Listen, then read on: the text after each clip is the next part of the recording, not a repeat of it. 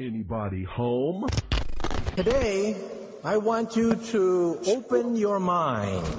I've almost come to the conclusion that the story is so damning that the mass of people can't deal with it. We are in process of developing a whole series of techniques to get people actually to love their servitude. We face a hostile ideology, global in scope, atheistic in character, ruthless in purpose, and insidious in method. For we are opposed around the world by a monolithic and ruthless conspiracy that relies primarily on covert means for expanding its sphere of influence. To change the minds and the attitudes and the beliefs of the people to bring about one world socialist totalitarian government. The potential for the disastrous rise of misplaced power exists. It has patterned itself after every dictator who has ever planted the ripping imprint of a boot on the pages of history since the beginning of time. If you can get people to consent to the state of affairs in which they are living, then you have a much more easily controllable society than you would if you were relying wholly on clubs and firing squads and concentration camps. Tools of conquest do not necessarily come with bombs and explosions and fallout. There are weapons that are simply thoughts, attitudes, prejudices. As you connect the dots between different people, organizations, religions, history, suddenly the picture starts to form. The kingdom of God is within man, not one man nor a group of men. Someone born in the United States is not more special than someone born in Mexico. They're just vehicles for the consciousness to experience.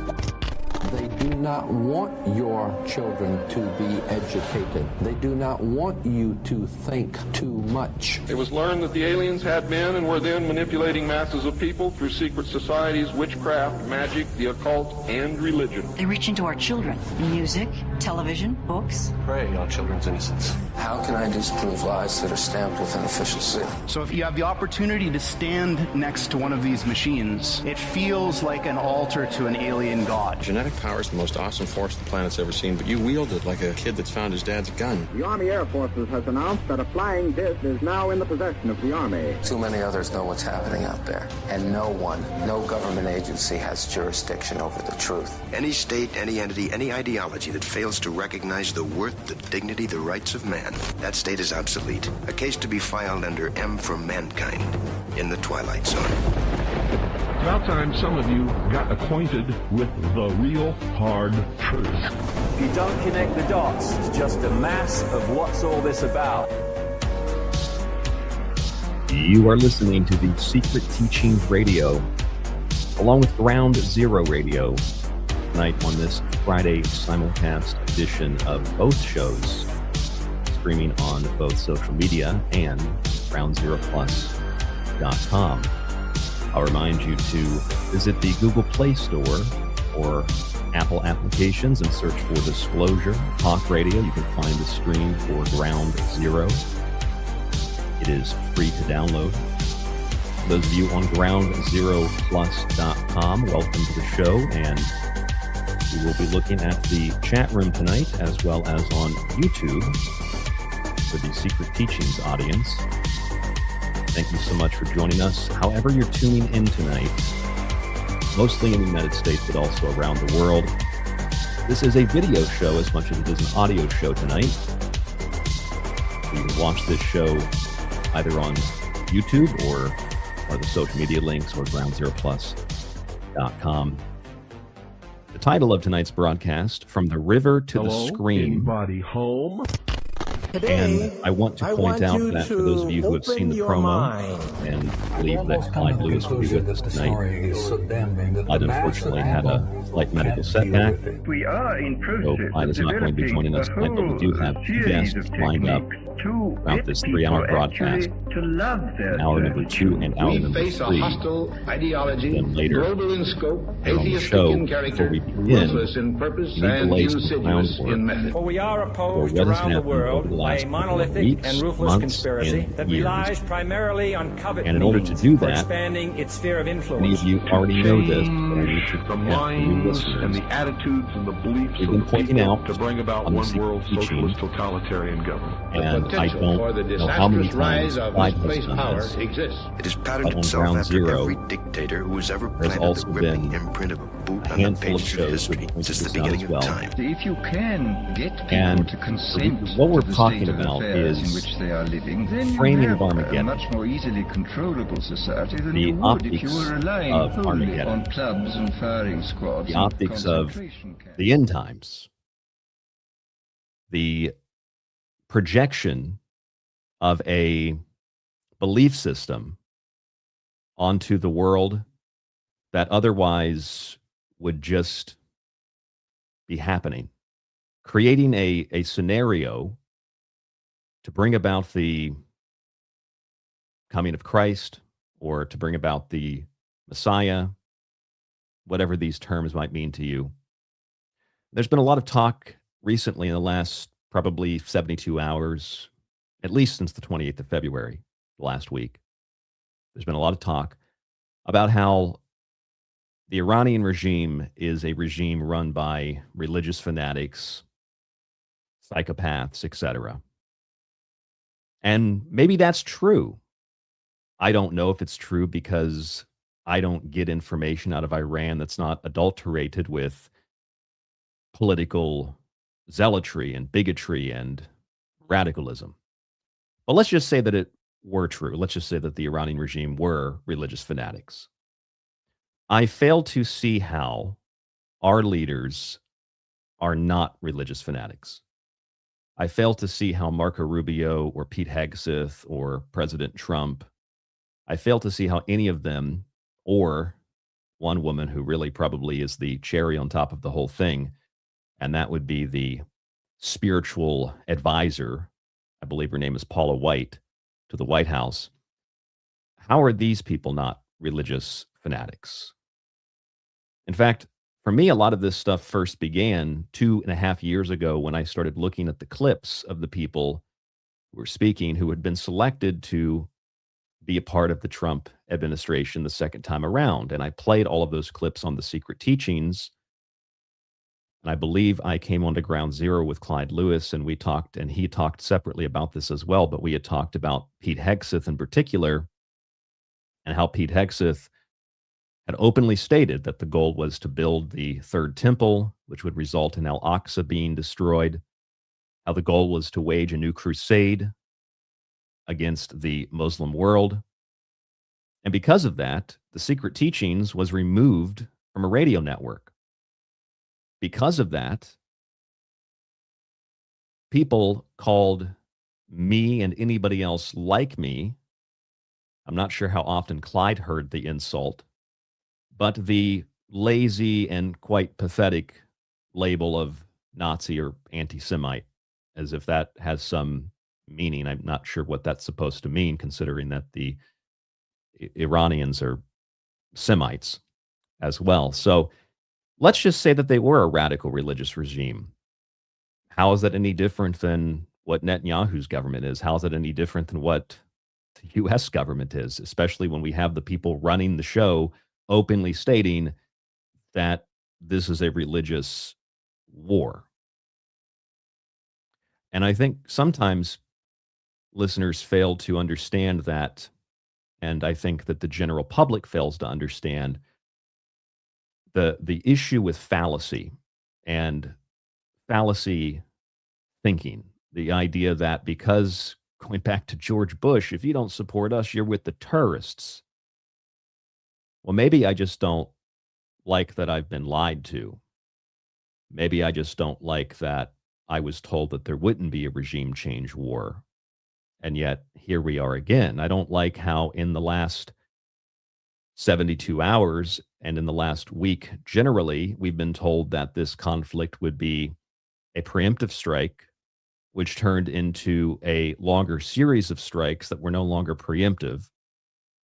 Many of them were retaliatory because the Iranians had struck back from the preemptive strike. Then we were told what would take maybe 4 weeks turned into 5 weeks. Then it turned into, we can fight forever. And defense contractors saying that they're going to quadruple the output of munitions to help us meet the goal of fighting forever. Like 2 weeks, 15 days to be specific, to halt the spread of the virus that turned into several years and trillions of dollars gobbled up by big corporations because the little guys got shut down, since viruses apparently can only attack you at small businesses and not large businesses. Still trying to figure that out. And the hoops that you had to jump through to understand that, or to try to come to grips with it, are very similar to the hoops that you have to jump through to understand what's happening right now, to try to figure out what's happening right now. Again, at the very least, it's just one religious fanatic versus another religious fanatic, trying to convince us that our religious fanaticism is justified and we have the moral license to be fanatics, and the other guy, they're the bad guys and they don't have the license to be fanatics. And it's all very confusing. But for a lighter subject, I wanted to bring something to your attention. I had a listener reach out to me, a listener of the Secret Teachings. I'm not sure if they listen to Ground Zero. I kind of assume that they do. But I had a listener reach out to me and they said, Ryan, last night on your show, you missed a really good opportunity for a joke. And they were serious, and the joke that they brought up to me was something that I had actually played on the show before, and I wanted to actually play it for you tonight. And just to give you the context, last night on the Secret Teachings, I talked about, there's a TV show called The Food That Built America. And I thought it was kind of ironic how most of the original food companies that, quote, built America, your Heinz's and your Hershey's and even the Good Humor Company, these companies were really founded on cleanliness and hygiene and respect and trust and good ingredients. And these companies have all deteriorated into, now even I think it's the grandson of the inventor of the Reese's Cup is complaining to Hershey that they've destroyed the basic ingredients of chocolate and peanut butter. So my show last night on the Secret Teachings was called The Food That Poisoned America. And I was talking about the irony of the big companies that have turned into the opposite of what they originally were. And this listener said, you missed bringing up that Bill Burr, who's a comedian, one of my favorite comedians. You missed bringing up that Bill Burr bit. And as soon as I read that in the email, I thought, oh, I know exactly the bit he's talking about. And then they sent me a link to it. And it's a bit, Bill Burr, again, is a comedian. He's talking about what he thinks, or what he says is a food conspiracy. And the food conspiracy, I'll play the clip. It's very short. I'll play it for you, though. The food conspiracy is basically this. Every time the government messes up, every time the government does something that maybe they shouldn't have done, or they get caught doing something, there's always a new sandwich that comes out. There's always a new fast food item that's put on the menu for Americans to buy. I want to play you that clip, and then I want to show you something that's almost unbelievable. Here's the clip of Bill Burr. I'm telling you, you never notice that? You ever notice whenever the government fucks up, all of a sudden, like McDonald's has like a new sandwich? You know? You're just sitting there screaming at your TV. How can I get part in all these CEOs? New McRib. Oh, I'm going to fucking try it. Shove it down your face. How's a new McRib out? Well, that's an old joke. But it turns out that Bill Burr was onto something, because the war in Iran, which wasn't a war, but actually is a war, and now they're demanding unconditional surrender. But I thought it wasn't a war, so I'm confused about that. But it started on the 28th. There was a six-planetary alignment in the form of an arch across the sky on the 28th of February. If you've heard this show, you know about Purim. Other people are now recognizing Purim, and how Iraq, Afghanistan, Syria, Libya were all wars or regime changes that were founded on a Jewish holy day. And we also had a blood moon on the 3rd of March. Well, interestingly enough, McDonald's really did release a new sandwich right in time for the war. I couldn't believe it when I saw it. I thought, no way. That's a Bill Burr joke. There's no way that's true. But it is true.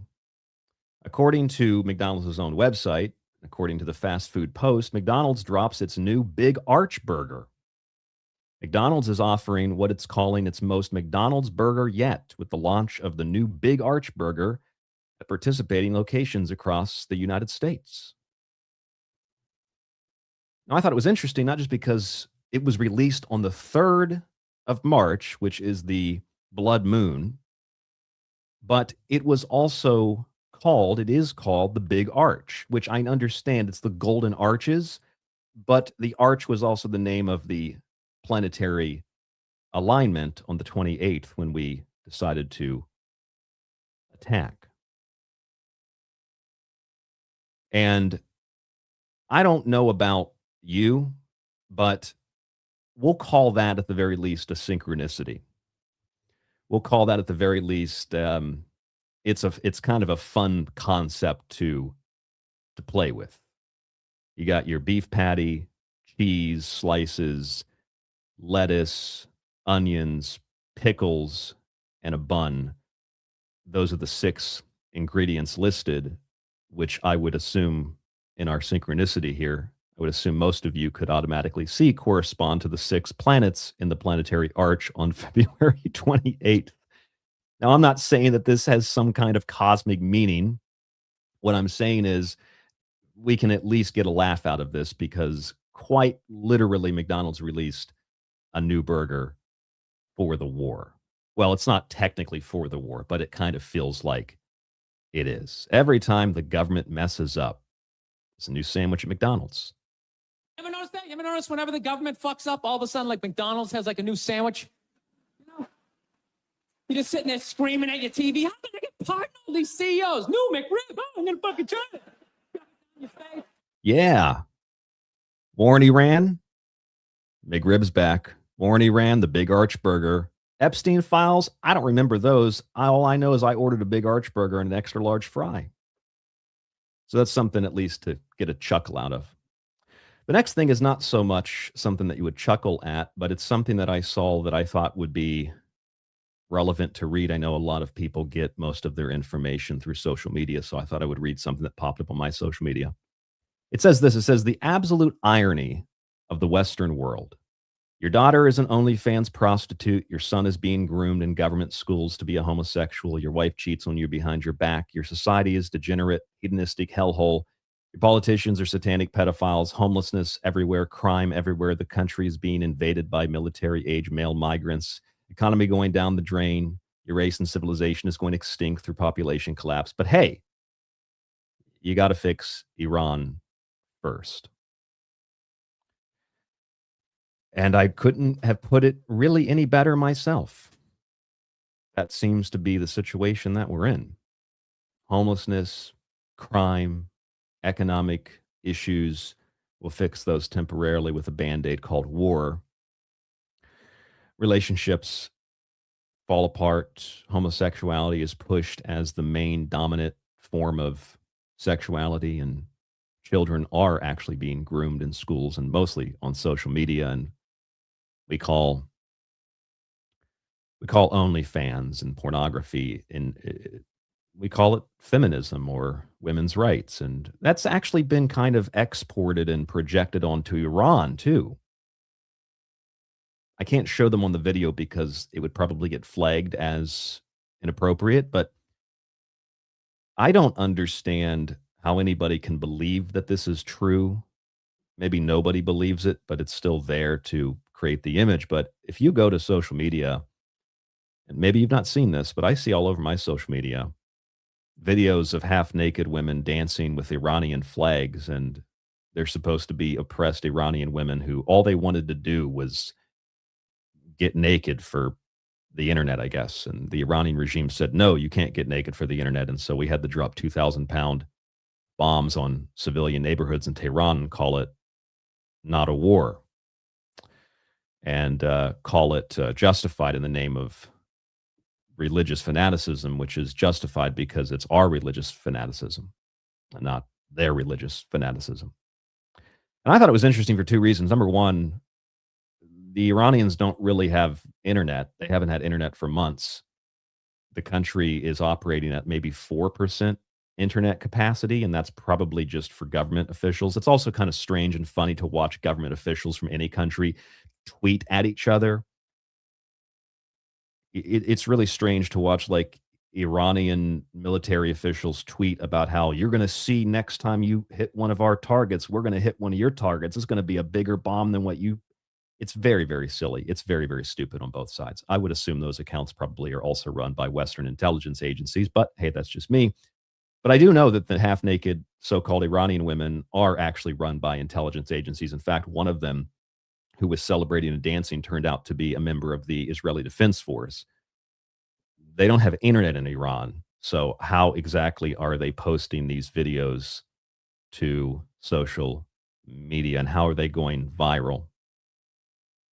Doesn't really make any sense. And then you learn that the way that the IDF promotes on social media is quite literally just using half-naked or almost completely naked women and saying, why are you anti-Semitic? Don't you like this half-naked woman with a machine gun? Maybe that is attractive to people. I don't know. They're not even real women. They're actually AI, and most of it is all AI generated.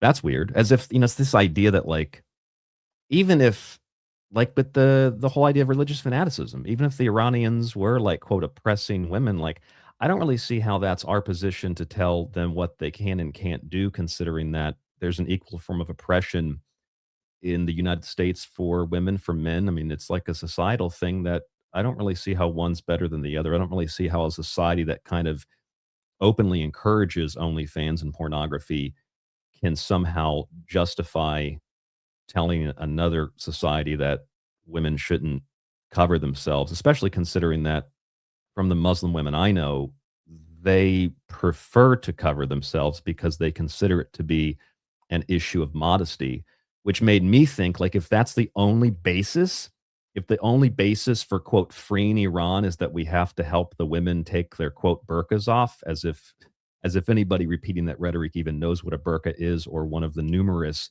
over half a dozen different types of garb that those women in Islam actually wear, depending on the denomination, and not considering the fact that Jewish women also cover their heads. And if you read Corinthians and you look at the Orthodox Christian church, they also cover their heads. There's something called a nun on top of that in the Catholic Church. But, that all, again, it's our religious fanaticism is different than your religious fanaticism. Ours is justified, yours isn't. But let's just say that that was the case, that they were making women wear those types of things. What would then stop another country from bombing the United States and saying, well, you push pornography and most young women are showing themselves naked on Instagram, and, we have to free them from this perversion? I don't really think that it's any different. I think it's this, if we're being objectively honest, I think it's the same thing.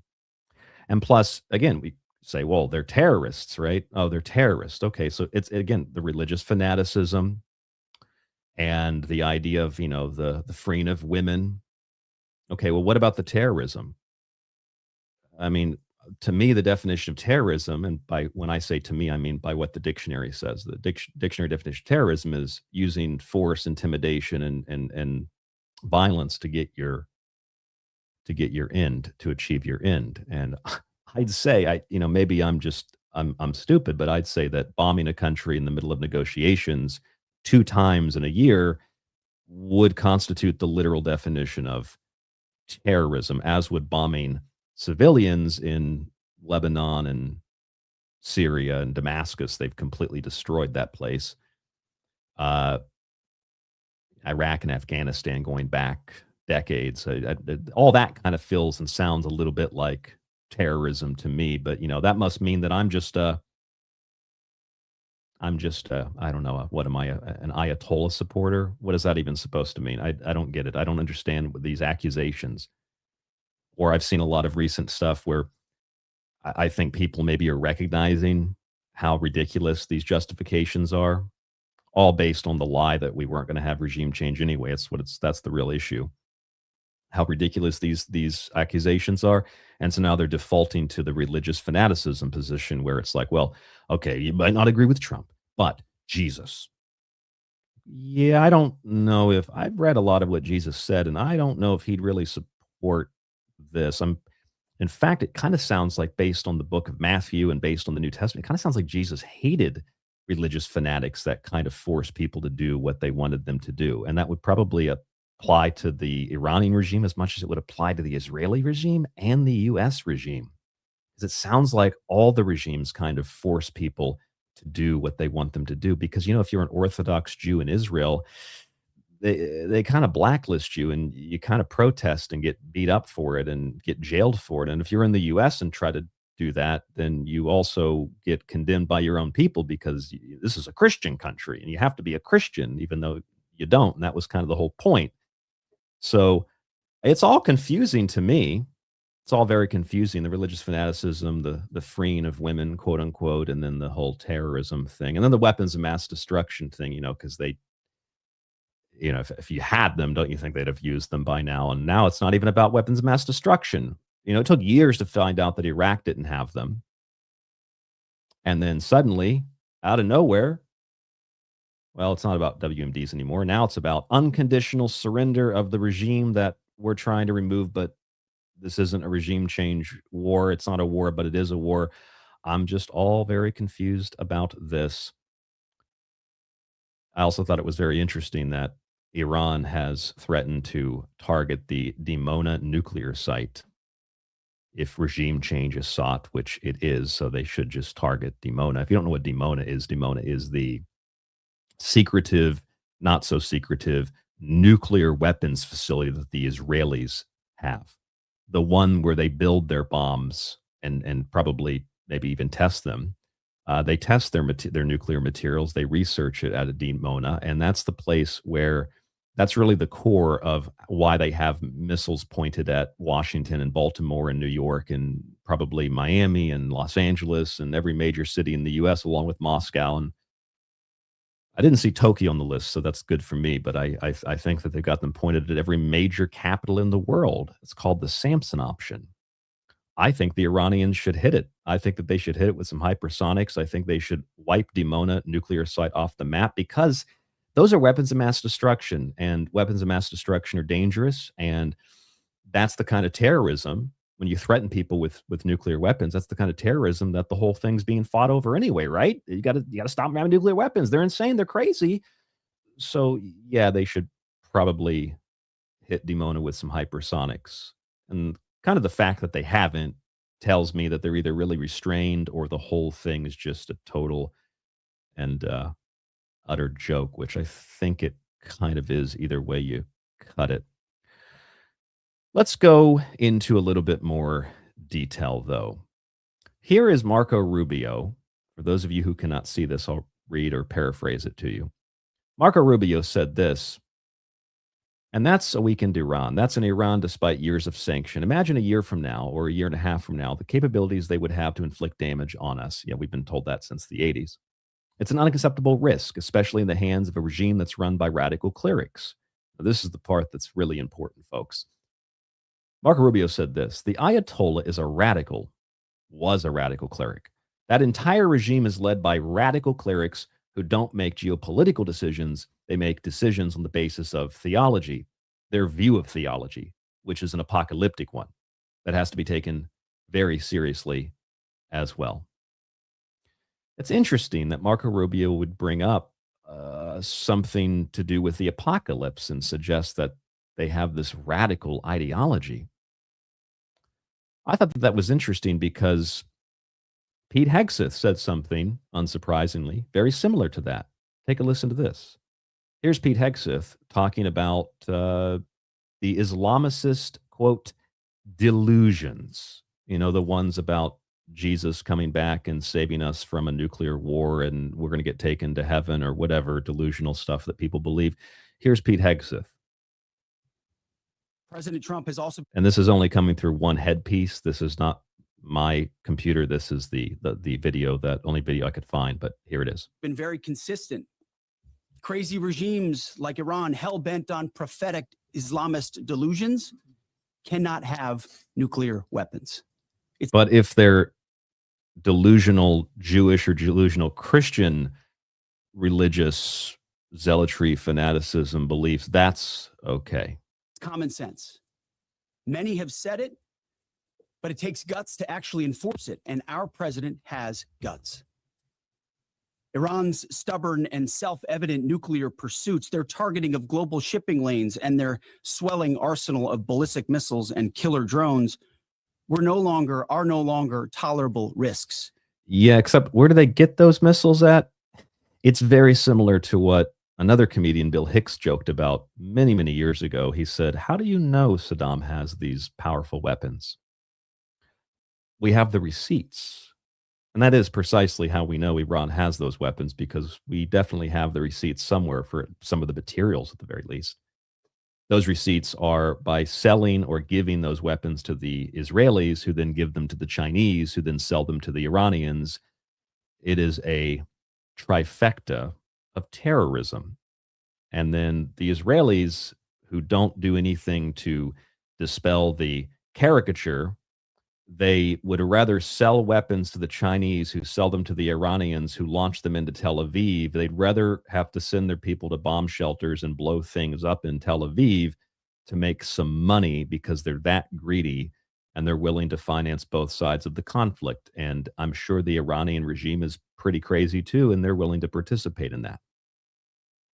You don't have to believe me, but what I'm saying is 100% verifiable and factual. So what is this whole thing about Islamicist delusions? I don't really understand it. For one, Jesus in the Islamic lore returns in the second coming and goes to war against the Antichrist with Islam and with their Mahdi, terms that you might be familiar with if you've read Frank Herbert. But more to the point, I don't know, Iranian religious fanatics. I mean, like people like this insane religious fanatic that helps run the Iranian government, this Paula White. Listen to what these Iranians say. Wherever I go, God rules. When I walk on White House grounds, God walks on White House grounds. I had every right and authority to declare the White House as holy ground because I was standing there, and where I stand is holy. Yeah, those Iranians are totally nuts, aren't they? The White House is holy ground, and if I'm standing there, then it's holy ground. Here's another one of those crazy Iranians talking. Let's listen to this one. Strike and strike and strike and strike and strike until you have victory. For every enemy that is aligned against you, let there be that we would strike the ground. That's another one, just total insanity, total crazy wacko. I hear a sound of abundance of rain. I hear a sound of victory. I hear a sound of shouting and singing. I hear a sound of victory. I hear a sound of an abundance of rain. I hear a sound of victory. I hear a crazy person chanting, ranting, and raving. I hear a crazy religious fanatic. It is done. The Lord says it is done. The Lord says it is done. For I hear victory, victory, victory, victory. There's no issue with the audio or the video, by the way. That's actually the woman basically one step away from speaking in tongues. That is the White House spiritual advisor, hallucinating, acting delusional, repetitively repeating and chanting a type of mantra. Total religious fanaticism out of Iran. And here's another one. Here's Pete Hegseth on 60 Minutes. This is Pete Hegseth, who, I mean, he's right. We got to stop these religious fanatics. Let's listen to what Pete Hegseth has to say. Since he's not a religious fanatic, let's see what a well-rounded and not inebriated person has to say. Does this put U.S. personnel in any more danger than they otherwise would be? Well, the Russian involvement. No one's putting us in danger. We're putting the other guys in danger. That's our job. So we're not concerned about that. We mitigate it as we need to. Our commanders factor all of this, but the only ones that need to be worried right now are Iranians that think they're going to live. Oh, okay. So there are two things in that particular 60-minute clip that are very important. Number one, he said that there wasn't a threat. So I guess we were lied to about that, but we don't need 20 years to figure that out. Now we figured that out in like 20 minutes, and then we move on to the next lie. And the second thing is, maybe it's out of context. I don't know, but it kind of sounded like he said toward the end of that little clip that the only people that need to be worried are not the radical religious fanatics that run the country, but the Iranian people themselves. All of this, but the only ones that need to be worried right now are Iranians that think they're going to live. Oh, But I thought we were freeing the Iranians. Now we're just going to kill all the Iranians, and that's why they're dropping 2,000-pound bombs on civilian neighborhoods in Iran and then accusing the Iranians of attacking civilians elsewhere, even though the Iranians have directly hit U.S. bases and targeted Tel Aviv, which, speaking of Tel Aviv's an interesting place. They have bomb shelters all over the place. And if you remember back in 2025, they don't let Christians into some of them, which is a piece of information that you might want to catalog. But I read this. I saw this story from Rolling Stone Friday, March 6th, today. The bomb shelter rave. Why Tel Aviv refuses to stop dancing. Hell, they've been dancing since 9/11. They were dancing on white vans in New Jersey. And now they're dancing in bomb shelters. Now, you can say, well, that's just the spirit of the people. That's the spirit of God. I don't know. I feel like, when I lived in really bad areas the majority of my life across the United States, anytime I heard gunshots, anytime I heard even my neighbors fighting, I didn't get excited about that and dance. And it wasn't even affecting me directly necessarily. It was gunshots. Someone got shot at the gas station across the road for the 15th time in a week, or, neighbors were fighting and never fulfilling the stereotype of the kinds of people like that in my neighborhood, Hispanics and blacks that never, ever, ever, ever fight like that and say the things that they did. And those kinds of things that they didn't affect me directly, but I didn't dance. I made sure my blinds were closed, the door was locked, and I made sure my sidearm was loaded and ready to go. But other than that, I never danced. Maybe I don't have the spirit of God in me. But I don't know. If you're going to argue that it's the spirit of God, it kind of sounds like these are religious fanatics that are genuinely happy, and they're not just dancing, they're raving. They are raving mad lunatics and crazy people, but they're not just surviving, they're dancing. Imagine dancing in a bomb shelter. Like you think about the Cold War. Some of you are old enough to remember that. Did you ever think I'm going to have to go to the bomb shelter? The Russians are going to attack, and was that the first thing on your mind? You were going to go down in the bomb shelter and you were going to dance, or were you worried hoping that maybe if a bomb did drop, that this shelter would protect you at least temporarily? I would feel like you were really worried about food and water and making sure that you got your family into the bomb shelter. You weren't really going down there and doing some kind of rave party. That seems insane, because it is insane. It's totally crazy. You've probably seen, I don't even really want to play one, but you've probably seen the videos. Maybe you haven't. There's a lot of, I don't know what this is. I'm sure that we could find the demon that possesses this person, but there are Israeli influencers who go throughout the streets during anytime there's bombs going off or missiles falling down, or they go into their bunkers. I think I played you one of these last year, and they're a bunch of gay influencers who go around and talk about how great it is that the bombs are falling. I saw one where these influencers were literally watching missiles fly over and blow up, explode, maybe kill people. And they were just standing there saying, this is what we do. I can't play it. It's so disgusting. This is what we do in Tel Aviv. It's a city of love. And they're just a bunch of gay guys with their shirts off, with military pants on, celebrating missiles falling down in the city. And they did this last year in 2025. There were a bunch of them where they're in bunkers, the orgy's about to start. We've even turned down the air conditioning, so it's a little more sweaty in here. And we're just so excited to have an orgy during the bombs falling, which, is par for the course with people masturbating and watching Palestinians being blown in half. It's par for the course. That is beyond certifiably insane. That is beyond crazy. But again, the Iranians are, they're the real religious fanatics. Really, could it be both? Could both of them be religious fanatics? Could all three countries be run by religious fanatics? Is that a possibility? Look at, quote, Western media. Here's a story from The Telegraph. Remember Marco Rubio? We just read this a few seconds ago. He's talking about radical apocalyptic beliefs. Okay. Well, here's The Telegraph. Tehran, an apocalypse of hospitals in flames and children buried beneath rubble. Almost as if they're celebrating it. That's what's happening in Tehran. Here's the actual article. Tehran, an apocalypse of hospitals in flames and children buried beneath rubble. Highways choke with those fleeing as others shelter with nowhere left to run.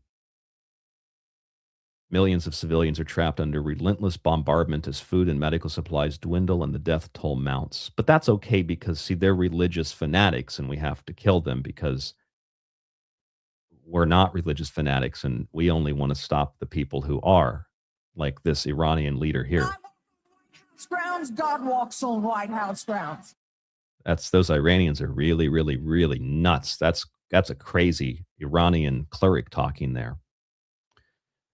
As you may have remembered, or you may remember from a recent episode of The Secret Teachings, which has been re-airing on groundzeroplus.com, Apocalypse of Esther, a show that I did on Monday, where I talked about how The Secret Teachings, and also because we're doing Ground Zero tonight, I believe Clyde and I discussed this sometime in October, November, December of 2024, but it was very easy to see what was going to happen with Iran because we were being told what was going to happen by people like Pete Hegseth, who were selected to be the Secretary of Defense by Jared Kushner, who's also the guy negotiating, quote unquote, with the Iranians. Literally, Kushner picked Hegseth, and Kushner's also negotiating with the Iranians and now has lied. I don't know if he had much to say about the original negotiations in 2025. I'd assume he did, but he's lied at least once, and then we've used Hegseth, who's basically a drunk dog who's on a leash, to then push the button to bomb civilians in Iran because that's what Jared Kushner wanted. Well, here's the Military Religious Freedom Foundation reporting that troops are being told it's all part of God's divine plan. It's all part of the plan. I pulled up one of those complaints. Here's one of the complaints. I'll read it to you. This morning, our commander opened up the combat readiness status briefing by urging us to not be afraid as to what is happening with our combat operations in Iran right now. He urged us to tell our troops that this was, quote, all part of God's divine plan, end quote. And he specifically referenced numerous citations out of the book of Revelation referring to Armageddon and the imminent return of Jesus Christ. He said, quote, President Trump has been anointed by Jesus to light the signal fire in Iran, cause Armageddon, and mark his return to earth. He goes on to say that our commander is described as a Christian First supporter.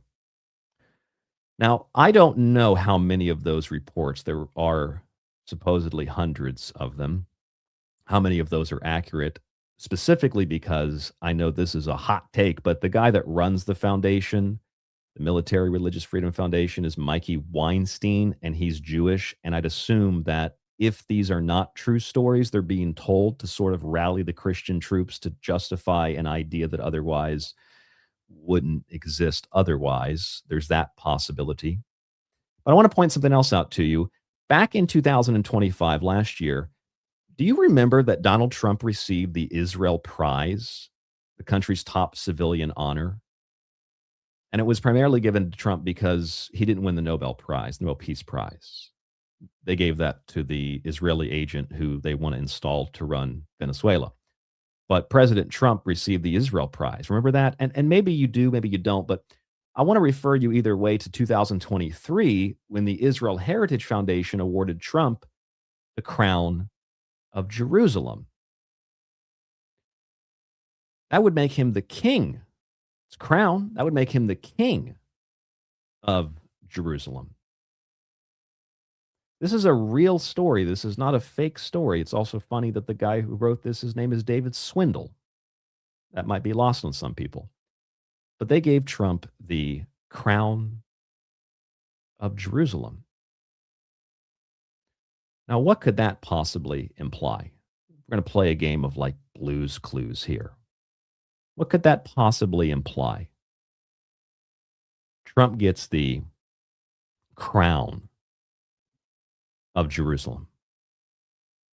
Well, let me play you what Miriam Adelson, some of you know this, some of you don't, but let me play you what Miriam Adelson had to say about Donald Trump when she gave him all that money a couple of years ago.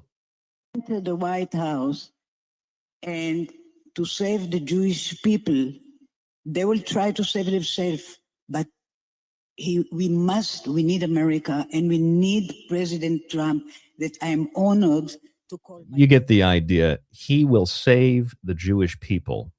In other words, Trump is the savior of the Jewish people. That's why they gave him the Jerusalem crown.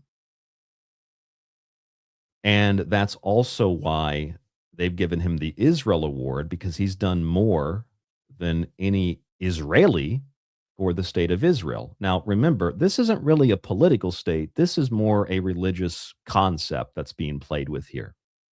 And the optics that are being created, the narrative that's being framed here, is that Trump is not only the savior, he is quite literally the Messiah, at least according to Miriam Adelson. Now, they have a name for this. It's the Moshiach. The Moshiach is the long-awaited Jewish Messiah, supposed to be descended from King David, but hey, if you give them the crown anyway, I suppose that it doesn't matter. Who ushers in world peace. Trump has been repeatedly labeled the peace president, which is basically Orwellian, Eric Blairian propaganda, right? So when the peace president starts a war, war is peace. So the Moshiach, that's the Messiah. Now, in the Muslim prophecy or eschatological belief, it will actually be Islam, Jesus Christ, and the Mahdi who go to war with the Antichrist or with the Moshiach, which would be, in this particular case, Donald Trump. Now, for those of you saying this is just abhorrent, how could you let somebody go onto the radio, go onto the internet and say Trump is the Antichrist? Well, the thing is, I don't think he's the Antichrist. I think the Antichrist is a concept. It's a spiritual concept. It's not a literal physical person, although I'd put some money, a little bit of money on Prince William. It's not a literal thing. It's a metaphor. As Israel is a metaphor, jihad is a metaphor, resurrection and being reborn again, these are metaphors, stories that are allegorical. So it's not literal. And it doesn't really matter what I think. It matters what other people think. It doesn't matter what I think. It matters what Miriam Adelson thinks. And if she thinks he's the savior and they give him the Israel Award and they give him the crown of Jerusalem, then they're making him the Moshiach. They're making him the Messiah.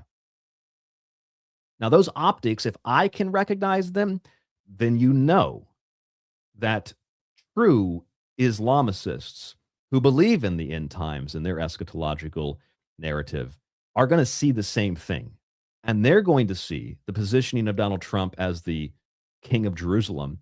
They're going to see him as proof that the Messiah has come for the Jews, which to the Muslims and actually to the Christians too is the Antichrist. Christians will realize it much later on, and then they're supposed to side with Islam, realizing they've been duped the whole time by the true spirits of darkness, the true evil wickedness in the world. But that comes later after you're jailed for having a Bible, which, by the way, is already essentially illegal in the United States to have a Bible under the IHRA definition of anti-Semitism. The book itself, but then the first, actually the whole of the New Testament is essentially illegal. But specifically, the first thing is the idea of who killed Jesus, which wasn't Pontius Pilate and the Roman magistrates. But that's a different story. The point is, the Iranians, the Persians, the Muslims, they will go to war with the Antichrist. Now, that's the narrative that's being spun here. That's the idea.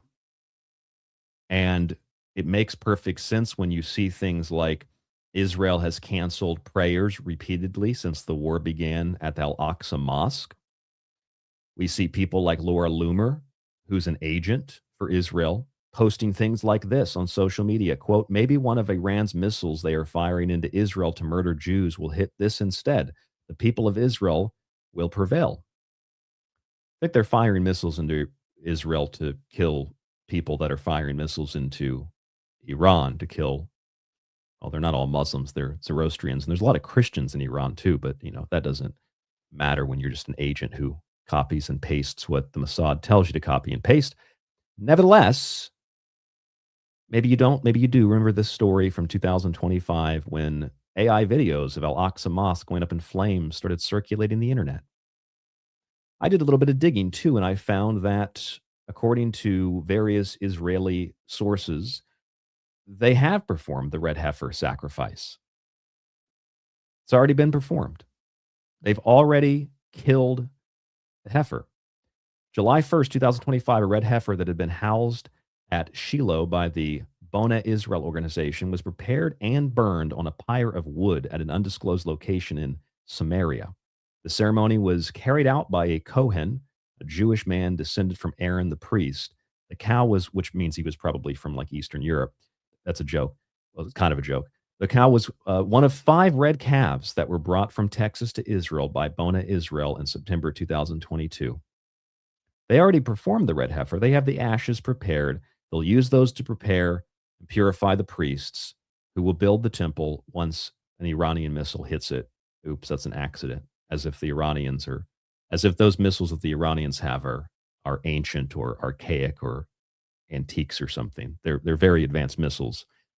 But hey, that's kind of what we've been hearing about from other news sources too. I think Tucker Carlson had referenced it. Like him or don't like him, that's fine. But I think Tucker Carlson made a very good point about this.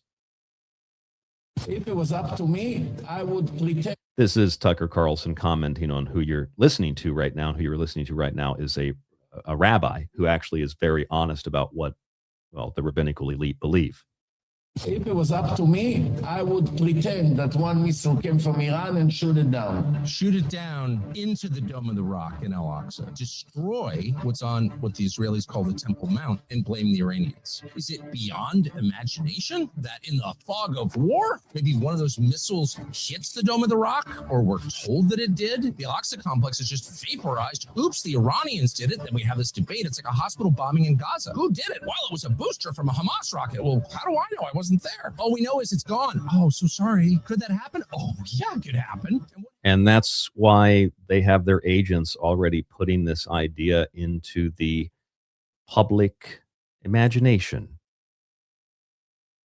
This is very, very dangerous because it doesn't matter what you believe. It doesn't matter what I believe. What matters is what Mary Madelson believes, what Pete Hegseth believes. That's what matters. What matters is what the Israeli leadership believes, and according to CNN and Tal Shalev, the timing of the U.S.-Israel attack on Iran bears symbolic meaning in Judaism, as Netanyahu explicitly references the holiday or holy day of Purim. They read a passage from Deuteronomy to remind them of the Persian threat that targeted the Jews in biblical times and how they fought this Persian threat and defeated them. And the Iranians are the modern descendants of those Persians, and so they're the threat. We attack and kill the Ayatollah, who's basically their pope. We do that in remembrance of Purim, and we do that in the lead up to and on Purim. But it's not a holy war or religious ritual or anything like that, even though we have confirmation of that from one of Jeffrey Epstein's very close friends, and that would be his former attorney, Alan Dershowitz, who just openly stated this on live television, that this was actually what happened. So maybe Alan Dershowitz heard my show, or maybe Alan Dershowitz believes these things and I've read what they've said, and then that's how I know, because I'm not a prophet or I don't have people that give me information. I just listen to what these psychopaths say. Here's Alan Dershowitz. So I think it's a day for celebration. It's interesting. Tonight is tomorrow night is the Jewish holiday of Purim, where the Jews had to survive a genocidal attempt by the Persian people. And the villain ultimately was killed along with many. Of course, that biblical story was repeated in Tehran with the killing of the Ayatollah and, unfortunately, some members of his family as well. Interesting, huh? That they just openly admit it. Oh, hey, we got a new McDonald's sandwich out now, so what were we talking about? I don't really remember. Something about war? What is it good for? Or peace? Or got to get the new McDonald's. New sandwiches out. Let's go back and play before we wind down hour number one. We'll get into hour number two and bring on our first guest tonight. Let's go back and listen to two of the clips that got the Secret Teachings banned from a radio network 2 years ago. Two of the clips that I don't know the exact show, but I know that Clyde Lewis played on Ground Zero as well. And it was very obvious based on these clips that it was a very certain thing to say, as Clyde Lewis did, as myself did, that we're going to have a war with Iran under the Trump administration. How do we know that? How did we know that? Because they've said it.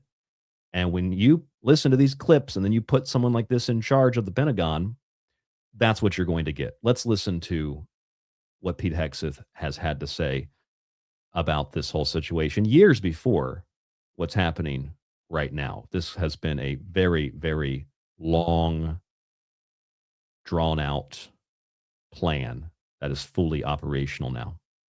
Let's listen to this. Anyone that wants to take the stage and talk about dual loyalty is dead wrong.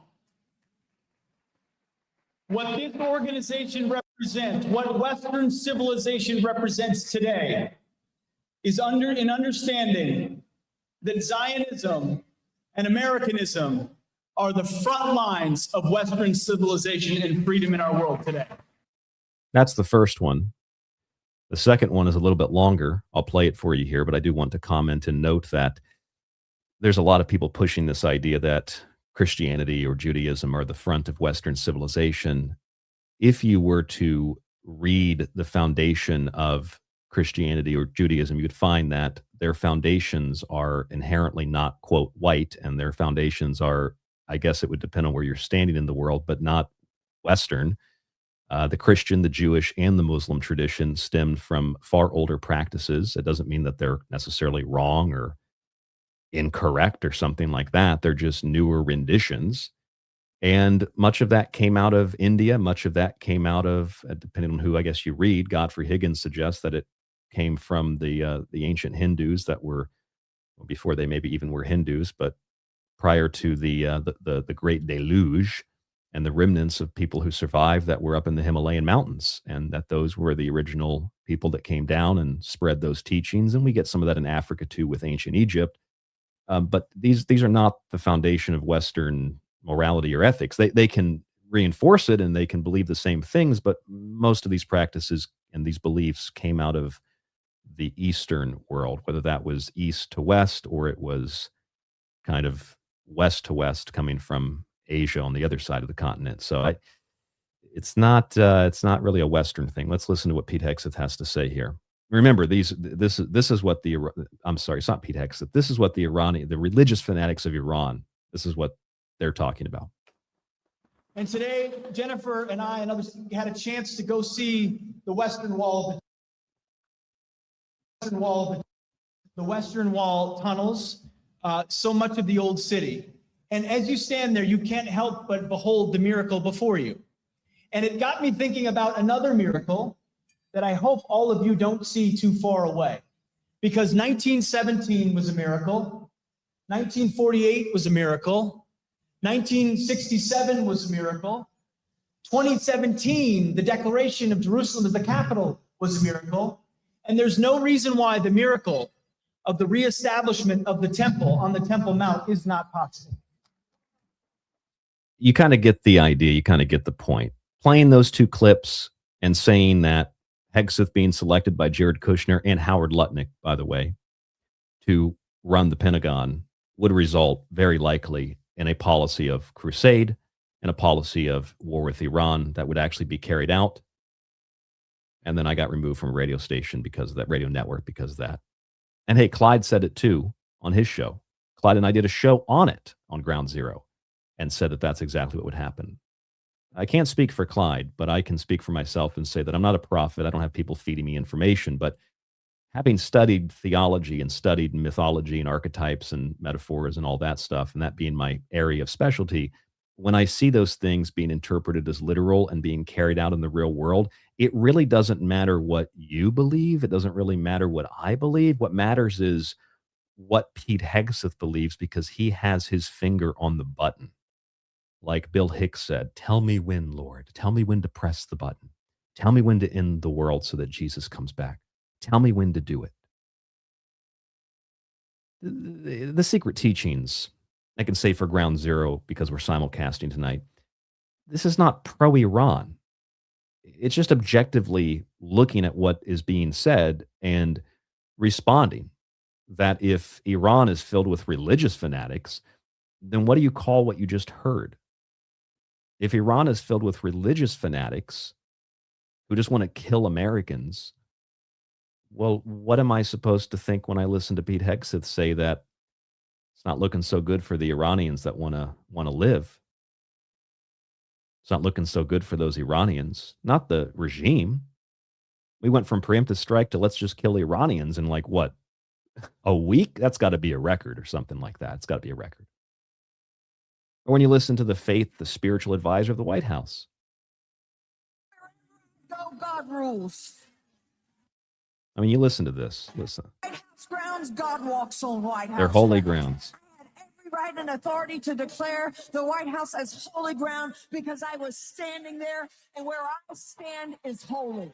That is certifiably insane. Now, if you're a Christian and take offense to that, that's okay. It doesn't really bother me. What I'm concerned about is your religion being exploited, your beliefs and faith being exploited to justify endless wars, endless regime changes, endless international global precedents being set. While we sit back and say, well, we're winning. We're still winning. And I think QAnon is going to reveal himself soon, and maybe JFK still alive, and was it JFK Jr. still alive, and he'll save us. He's really the vice president, when in actuality we're in the middle of something that's being framed as Armageddon in the end times. You are listening to the Secret Teachings Radio alongside of Ground Zero tonight. We say hello to Clyde, who I hope is listening, or at the very least resting. I know a lot of listeners in the chat rooms, both of them, my show chat and his show chat, wish him well. So Clyde, if you're listening, we hope that you'll get better soon. Tonight's show, From the River to the Scream. It is War, Apocalypse, and Ritual. WAR, two forms of war. It's a holy war. In hour number 2 tonight, we will bring on Sean Patrick Hazlett. We'll also have David Oates, if all goes as planned, in the third hour to do some pretty incredible reversals on Pete Hegseth that are quite literally revelatory. We go to Sean right now. We'll look at his website first, and we'll bring him on. Sean is the host of Through a Glass Darkly, the podcast. You can find his website by searching his name, Sean Patrick Hazlett, SEANPatrick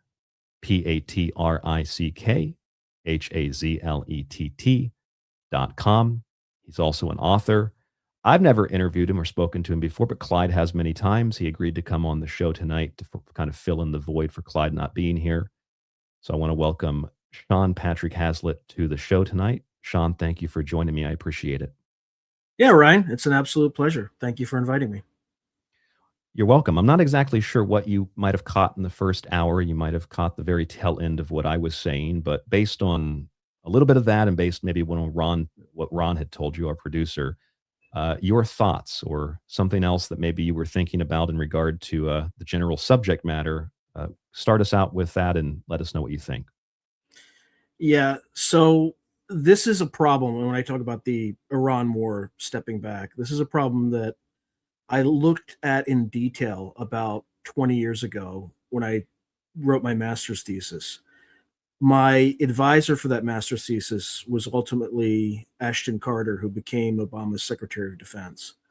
And through the years, from time to time, planners might, reach out to me and as they were planning these sorts of operations and ask, some questions about the master's thesis. So while a lot has changed, there are a lot of things that are the same. The things that I think have changed in this particular conflict, predominantly, there's a whole new strategy and tactics behind the use of drone warfare, for which we kind of started during the war on terror, but the Ukrainians and the Russians have kind of taken that to a fine art that, we're going to learn, and we're going to learn the hard way in this conflict. The second major change is the use of and application of hypersonic missiles, which is going to result in much farther standoff range with aircraft carriers and things like that. What's scary about this particular conflict now is there was no sale to the American people. It was just kind of entered into. And while things, again, I am not pro-Iran. I do not support Iran, but I'm also not pro-Israel. I don't support Israel either. I think that if I just were to sum this up, as it like an investment, right? I would tell you that this particular operation had zero upside and infinite downside. And our leaders kind of just entered into it thinking that this spectacularly successful Maduro raid could be somehow accomplished in Iran. What I'm hoping for, I think the best case scenario here is that in a week or so, the president gets in front of the American people and says, we significantly degraded Iran's ballistic missiles. We've significantly degraded Iran's nuclear program, and we've significantly degraded their capacity to develop further ballistic missiles. And then says to the Iranian people, and we've also eliminated 3 tiers of your leadership. The rest is on you, and mission accomplished, we're done. That's the best case we can see with this. The worst case is that we decide the Iranian people kind of continue doing what we're doing. We run out of interceptors. The ballistic missiles that Iran is deploying in the region, they amp it up. They destroy Tel Aviv. They destroy the remainder of the assets that we have in the region. The Strait of Hormuz is closed. They start targeting desalinization plants, which I think there's between 500 and 800 in the region. If you do that, the U.S. is going to be responsible for a massive evacuation of the Gulf states because without water, people will die. And at the same time, around April or May, it's when the tides are most favorable for Taiwan. If the Chinese chose to move this year and then, there's absolutely nothing we can do right now. We have no spare capacity to handle that. And in that eventuality, you lose 92% of advanced semiconductors or access to from the foundries on Taiwan. And we end up in kind of the pseudo Stone Age. I mean, it's a little bit dramatic, but we end up significantly behind in our ability to develop simple microchips to fund this war. We lose out on the AI arms race between the Chinese because they'll have plenty of capacity to continue to surge forward when we'll be pretty far behind. Oil prices will continue to spike, probably right now. I think they're the 80-ish, kind of mid 80s range. They'll spike to about $150 per barrel. When that happens, your economy lurches to a halt. Stock market continues to decline. The dollar continues to decline as well. And you have a general recession. Again, this is worst case. We decide, because we're kind of in a pickle, to deploy ground troops somewhere in the Middle East. It could start in Iraq and then, gradually work its way into Iran. But if we decide to do some sort of a ground invasion in Iran, the most limited version of it might be to kind of seize the far shore of the Strait of Hormuz to control that traffic. The intermediate stage might be to take something called Khuzestan, which is an area of about 9,800 square miles in southwestern Iran, where a large portion of Iran's oil assets are. That's an operation that we could complete, but there are about 7 river crossings which are extremely complex operations. We haven't operated in a war where the enemy has significant drone capacity. The Iranians have significant drone capacity. So imagine trying to conduct an operation like that. It's highly delicate and under fire. And then in that Khuzestan gambit, you would seize those oil fields and use that as bargaining leverage to somehow end the Iran war. The third possibility is the most insane, which would be one to kind of like a march on Tehran, which Saddam did back in the day. You could expect that operation to probably ultimately have, I think they've been saying publicly 500,000 troops. That's not going to be enough with the topography of Iran. It's not like Iraq. Iraq was nice, smooth, easy sailing. This is, you have to cross through multiple mountain chains. You're going to be ambushed every which way. So I think you'd probably need 1 million troops to do that sort of operation. We don't even have 1 million troops. So we'd have for the to, record, for people that don't know who you are, you were a military strategist, correct? This isn't just the opinion of some guy on a podcast. You had a history of a background of this, correct, as a profession? Yeah. So I was an armor officer who was at the National Training Center where we ran war games.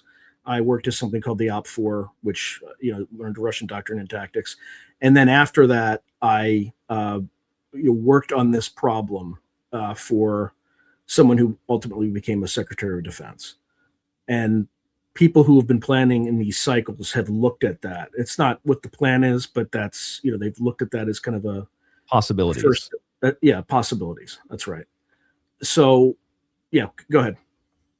Well, I was going to ask you because I'm not a strategist. I just remember things I'm told, and turns out those things aren't true. And then there's inconsistencies in what I'm told. I'm told it's not going to happen, and then I'm told it's 4 weeks, then 5 weeks, then we can fight forever. I'm told that it's preemptive, then I'm told it's actually a conflict, but it's not a war, but we need to get approval for it anyway. And then it turned into just bombing civilian neighborhoods in Tehran, but they're targeting Israel, and it's just very, very confusing from an objective point of view. And I just think that, if I were the Iranians and I were put up against a wall like this, doesn't matter if I'm a good guy, bad guy, religious fanatic or not, if I had any type of very serious technology and I was put into a use it or lose it scenario, I would probably use it. In other words, basically what I'm saying is, it sounds like, kind of alluding to what you first said, by doing this, where there's no really good upside to it, we've actually created the very situation and problem we've been told since the 80s was going to destroy Israel and the US. And we're kind of creating the scenario to play out in real life now. And almost in a sense, like in my assessment, we've been completely delusional and very deceptive about Iran for a long time, the society, the government, the weapons, etc. And now we've kind of just chanted that in a delusional state for so long, we've actually manifested it, in a sense. Does that make any sense? Yeah. I mean, if you want to go more esoteric, this whole thing is, well, if there is a structure of government above government, this is classic depopulation scenario. Millions of people are going to die from this. Like if we keep pushing this insanity, millions of people will die. And then imagine what happens, because again, even Marco Rubio said this publicly. It takes us a month to produce 6 to 7 interceptors. The Iranians could produce 100 ballistic missiles a month. It takes up to 3 interceptors to take down 1 ballistic missile. And since the Iranians now, oopsie, are using cluster munitions, even these interceptors aren't necessarily working. But what could happen is we could end up in a situation where we run out of interceptors and Iran destroys Tel Aviv. And when they do that, what's Israel going to do? They're the only power in the region with a nuclear weapon. Are they going to execute the Samson option where they just start firing nuclear missiles every which way? I don't think so, but I didn't think we would be dumb enough to do something so strategically unsound in the first place as what we've seen thus far. You say strategically unsound, and it seems to be very erratic, and both Marco Rubio and the president, I played clips, they can't seem to get their own story straight. So we can't even get information to the general American public that is accurate, truthful, etc., which makes me question anything I hear about what the Iranians supposedly believe or what they're doing when our own government is openly, publicly lying to us and not keeping their story straight. But I wonder, there had to have been some level of planning in this. Was it just erratic planning, like, hey, we'll just attack them and see what happens? Or, I mean, there had to have been, I would assume, some kind of strategic planning, or are you suggesting not at all? There was definitely strategic planning. Otherwise, we wouldn't have had all these ships in the area at the time that we needed them. Also, they've been planning this operation. There's been multiple iterations of like a war plan for a while now.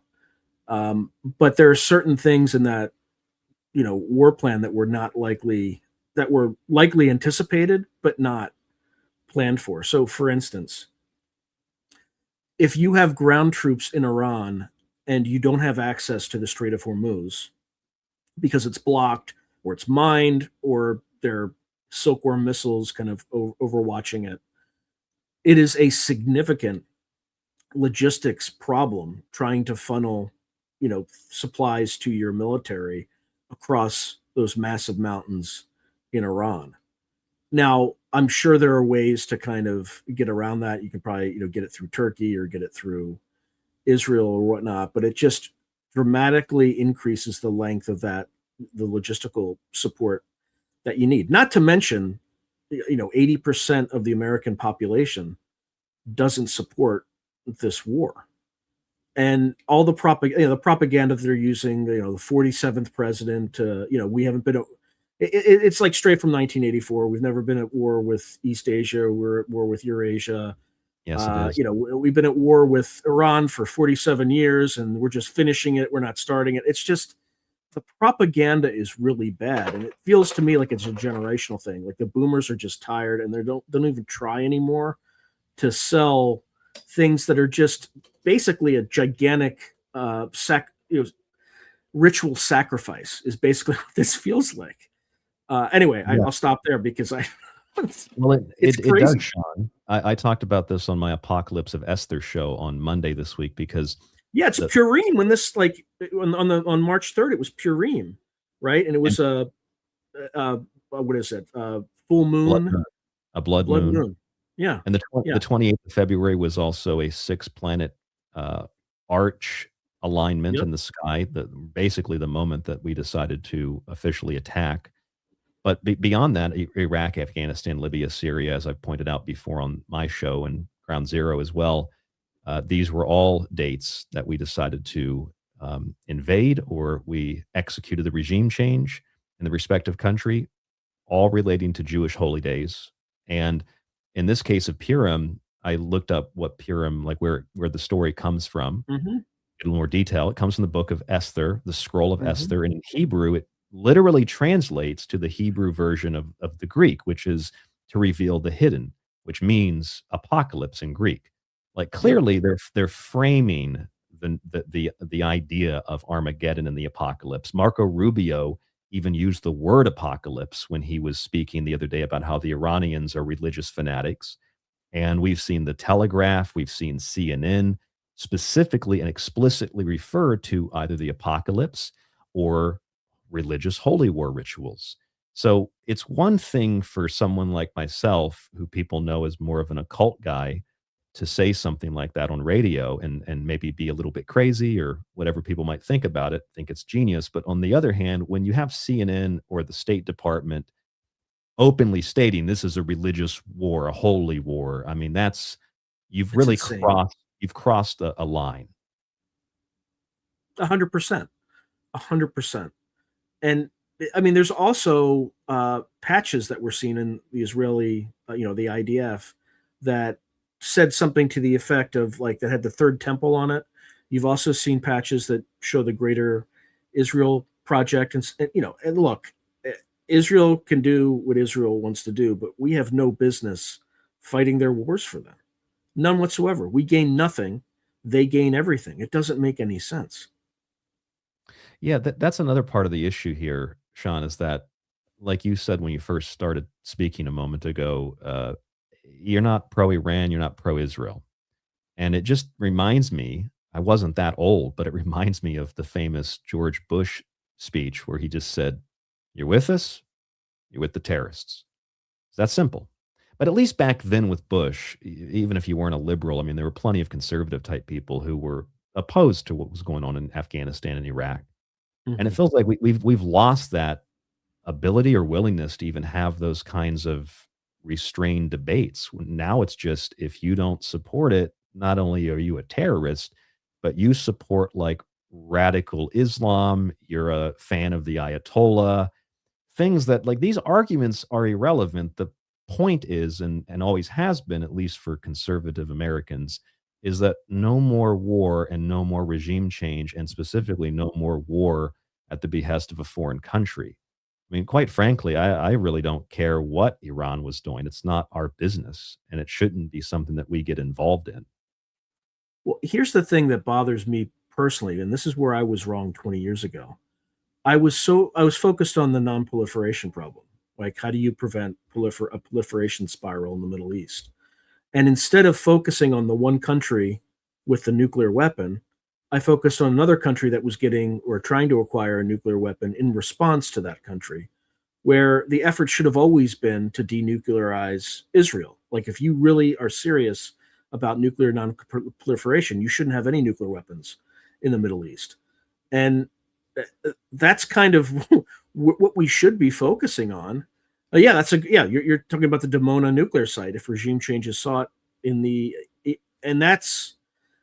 that happens, and you would probably have a limited nuclear exchange if Iran targeted Dimona nuclear site.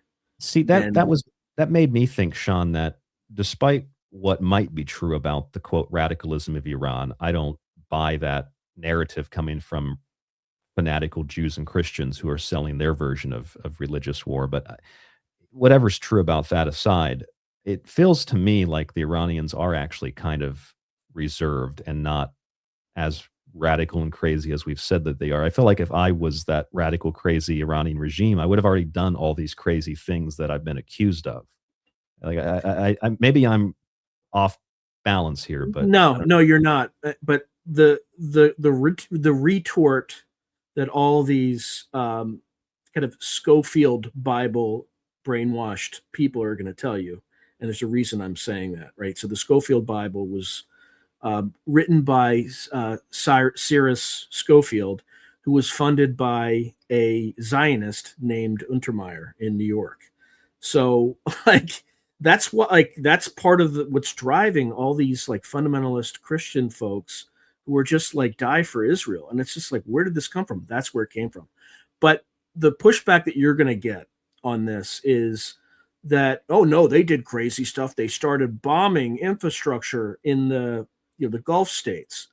And the kind of counter retort to that is, well, yeah, they intentionally did that because they wanted to drive a wedge between the U.S. and the Israelis and the Gulf states, because the Gulf states are going to say, what the F? Like, how come you gave more interceptors to Israel and kind of left us to bear the brunt of this? So it's a deliberate policy to drive a wedge. And also, they decided to attack first U.S. bases and infrastructure, which I don't think we're getting. I mean, I have never felt more like I live in a propaganda world than I do now. Like, we're not getting any information about what's going on. It's almost like there's a press blackout.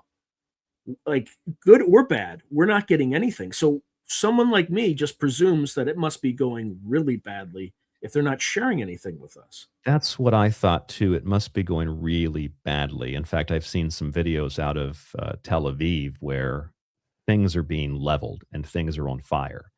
It doesn't look good. And part of that and Hospira removes them right away for good reason, right? Because they don't want to provide the Iranians with battle damage assessment. Right? Sure. But they're removed right away. Yeah. Yes, and there's also been, I mean, I read initially weeks ago before this even began that the Iranians have had very limited internet access.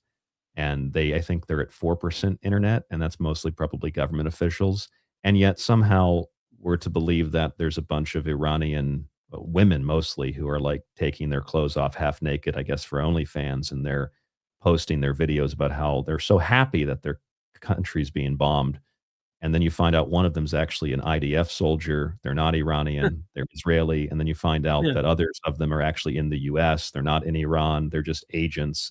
They don't even have internet. So how are they posting this stuff to it's really, maybe I got smarter. I don't know, but it feels like it's really bad propaganda now. It's like it's cheaper propaganda. It's like made in China, if you will, propaganda. It's not even good old fashioned American lies anymore. We've outsourced that too, I think. Yeah, they're not even trying anymore. Now, if you oppose it, you're an anti-Semite and you love Iran and you want U.S. troops to die, right? And it's just like, you know what? Go F yourself. If you think if you think that stupid stuff is going to work anymore. The other thing too is you have millions of veterans like myself who were fooled into supporting this craziness the last time, and we don't want our kids to die for a war that the benefits of which accrue to one nation and one nation only, and not us. So it's very frustrating to watch, especially people who are still glued to kind of traditional media. Like, they are living in an entirely different world. Like, talk to your boomer parents, or like they are in la la land. Like it's like they're rooting for a sports team. The other thing that bothers me is we attacked first. Like, this is the first time where there was no buildup. We just straight up attacked the sovereignty of another country without provocation at all. I'm sure you heard what Marco Rubio had to say about that when he was asked, right? You heard that he said that we had to do it. Which time? Well, that's a fair point. I'm thinking of the press conference at the Capitol when he was asked about it, and he said, well, we had to do it because if we didn't do it, the Israelis would have done it first. And if they'd have done it, then we'd have got hit in response, which was confusing to me. Like, well, if the Israelis did it, wouldn't the Iranians just attack them? Why would the Iranians immediately attack the U.S. if Israel attacked and they knew it and the U.S. stood back and didn't attack? None of it makes any sense, Sean. I'm very, very, very confused. Well, then when the same reporter asked him the same question the next day, he said, you said this. And he's like, no, I didn't say that. Who asked me that? I heard that. I'm the reporter that asked you that. Yep. But here's the thing. We didn't attack. Like, his first explanation, I think, was the official cover story. They wanted the Israelis to go first so that they could blame it. When at the end of the day, this was all choreographed months in advance. Like, you heard the story today where people were like, you're just letting people know this? Or like, no. We talked to all the defense manufacturers 3 months ago. And yes. So this was baked from, a few months back. What I'm horrified with is there appears to be a ground component that is coming, because whenever they say they're already going in there, right? Didn't the Trump administration try to get the Kurds to go in on the ground? Yeah, and I'm hearing confusing reports that they said, no, we're not going there. It doesn't matter, though, because the Iranians started shelling them in response. So I guess we are. And if the Kurds are going in, that means we have special forces on the ground for sure. Like, I know I met someone in the initial Iraq invasion from the north that had fought with the Kurds. So that's pretty typical. You have kind of special forces going in. So we very likely already have boots on the ground. But it's obviously a propaganda. It's a way to say, well, we don't have troops on the ground, even though we're sponsoring others to be on the ground first. At the very least, there are CIA operatives on the ground, and most likely Army Special Forces. And there's been Mossad forever.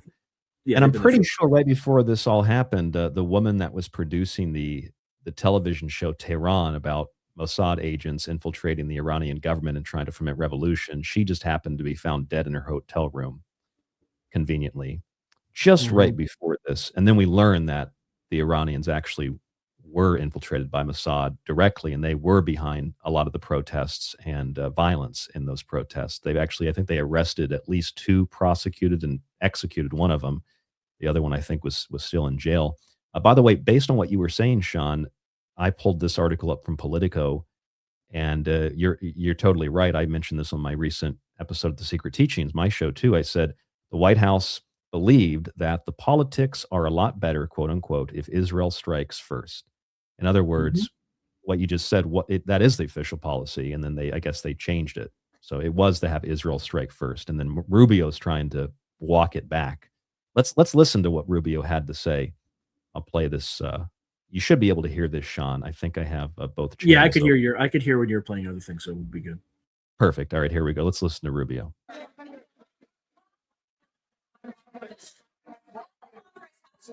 Does Congress have to weigh in? Is the president accountable?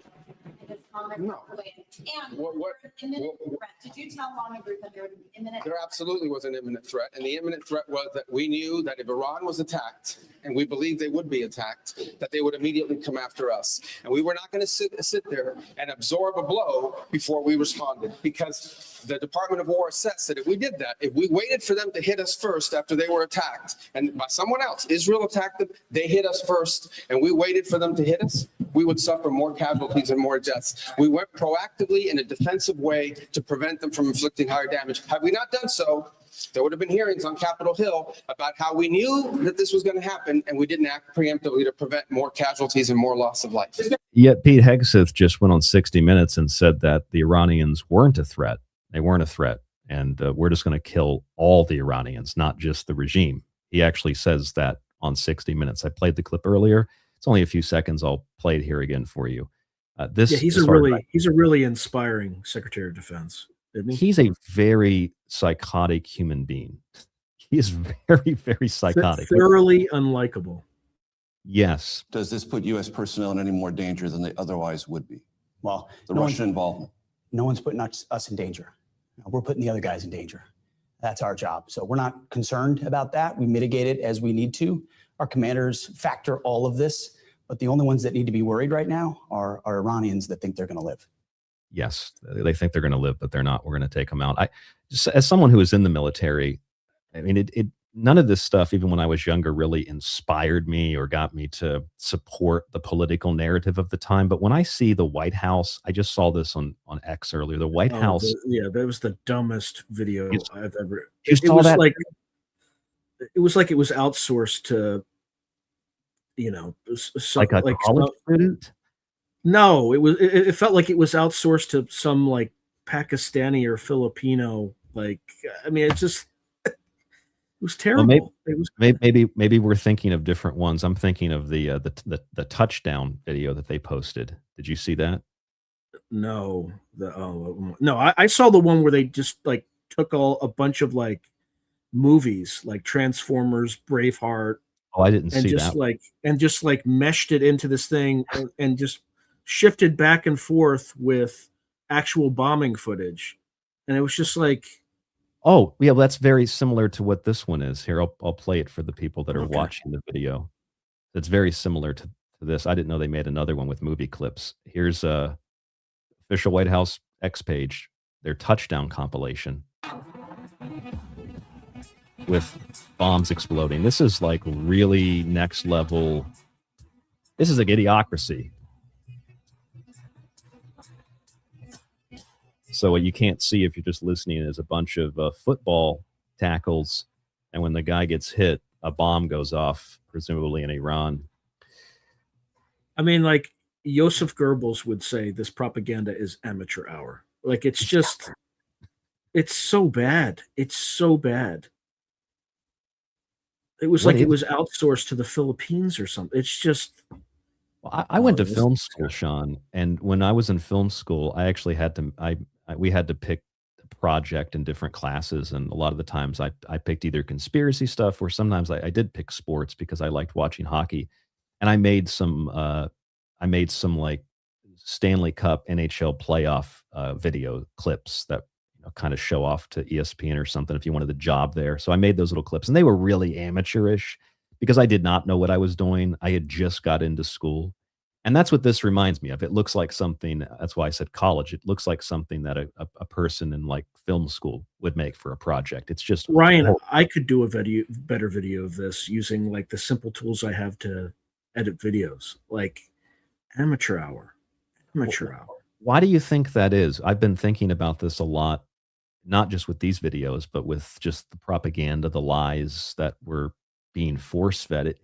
Is the general public less aware, so it's just easier to convince people, and you don't have to put a lot of effort and time and money into it, or is it that the general public has, these people that make this stuff that run the government come from the general public? So is this kind of like an indication of where maybe societally we are intellectually?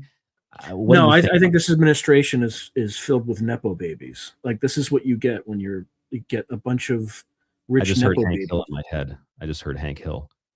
I don't know if you watched the new King of the Hill. He said nepo babies in that. Sorry. Yeah, well, that's what they are. Like, there's a lot of just nepo babies, and they never had to earn anything. They don't connect with. What do you got? Like Jared Kushner, who's a real estate magnate, negotiating the nuclear fuel cycle for a nuclear weapons program, and Witkoff, same thing. Like, that was clear. You're just sending people just, empty suits to talk with the Iranians because we never intended to make a deal with them. And Witkoff was also is negotiating with Ukraine and Russia, right? It's like the main negotiator. Quote unquote, I guess negotiating. He's not very good. That's pretty obvious. And Kushner's also the guy who has openly on video just stated that the goal was to eradicate the people of Gaza to build oceanfront resorts. So these people don't care about people. Like, they're psychopathic. They're all psychopaths, right? And they're half of them are diddling. Well, I'm not. Half of them are associated with Epstein, right? So you got Lutnick. He's still there. Lutnick has got pictures smiling with the guy. He lied flawlessly in front of the American people, and then they found his name in the files. He's like, oh well. So he is still the Commerce Secretary. Yeah, and Dershowitz. There's no excuse for that. Oh yeah, Dershowitz. I was only in my underwear. I was just in my underwear. You remember that too? Yeah, I didn't take my underwear off. I didn't ask how old she was either. That's an important point. He said. Well, he openly stated. I played the clip earlier. He openly stated that the whole thing was based on the ritual of Purim and taking out the Persian threat. He said that on Newsmax. He was Epstein's lawyer, and they asked him what his view is. Oh yeah, we did it because it was Purim. If I say that, I'm an anti-Semite, but if he says it, it's okay, I guess. Yeah, of course. Where does all and then just weaponizing that is ridiculous, right? You could be anti-Zionist and not anti-Semitic, right? And they just keep trying to couple those two things, which is absurd. I feel bad for Jews who are horrified at what's happening in the Middle East, and they're trying to get the word out that this is crazy. We also don't agree with this craziness, this madness. Don't blame us, and we shouldn't blame them, right? It's not their fault. It's just this one kind of the mad dog of the Middle East, which is Israel. I seen video of Rabbi Shmuley, who went to I guess it was a rally. It was an Orthodox Jewish rally. I think it was in New York. And they were protesting, not just with Iran. This was a couple of weeks before, and they were protesting against Gaza and the buildup of other things. And Shmuley got it. It was just to watch it was really surreal. Shmuley got in the face of an Orthodox Jewish rabbi and told him he was an anti-Semite. And I didn't know what to even think about that. I just thought, I'm just going to pretend I didn't see that. Well, that's the thing. It's transparently ridiculous. All this stuff is ridiculous. And at the end of the day, like, we are run by an elite cabal of pedophiles. No one seems to compare. Nobody seems to recognize that, or it's not clicking.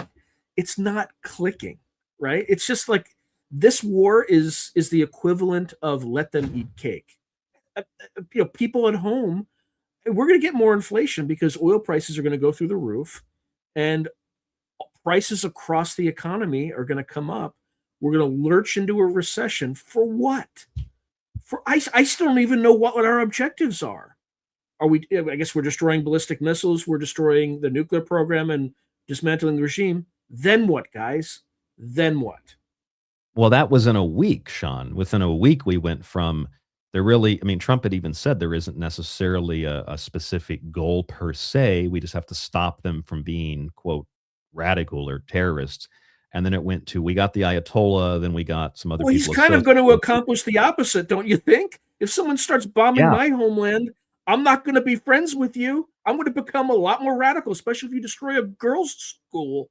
Like, even if it's by accident, you kill my family. Like, I'm not going to stop until I take as many of you with me as I can.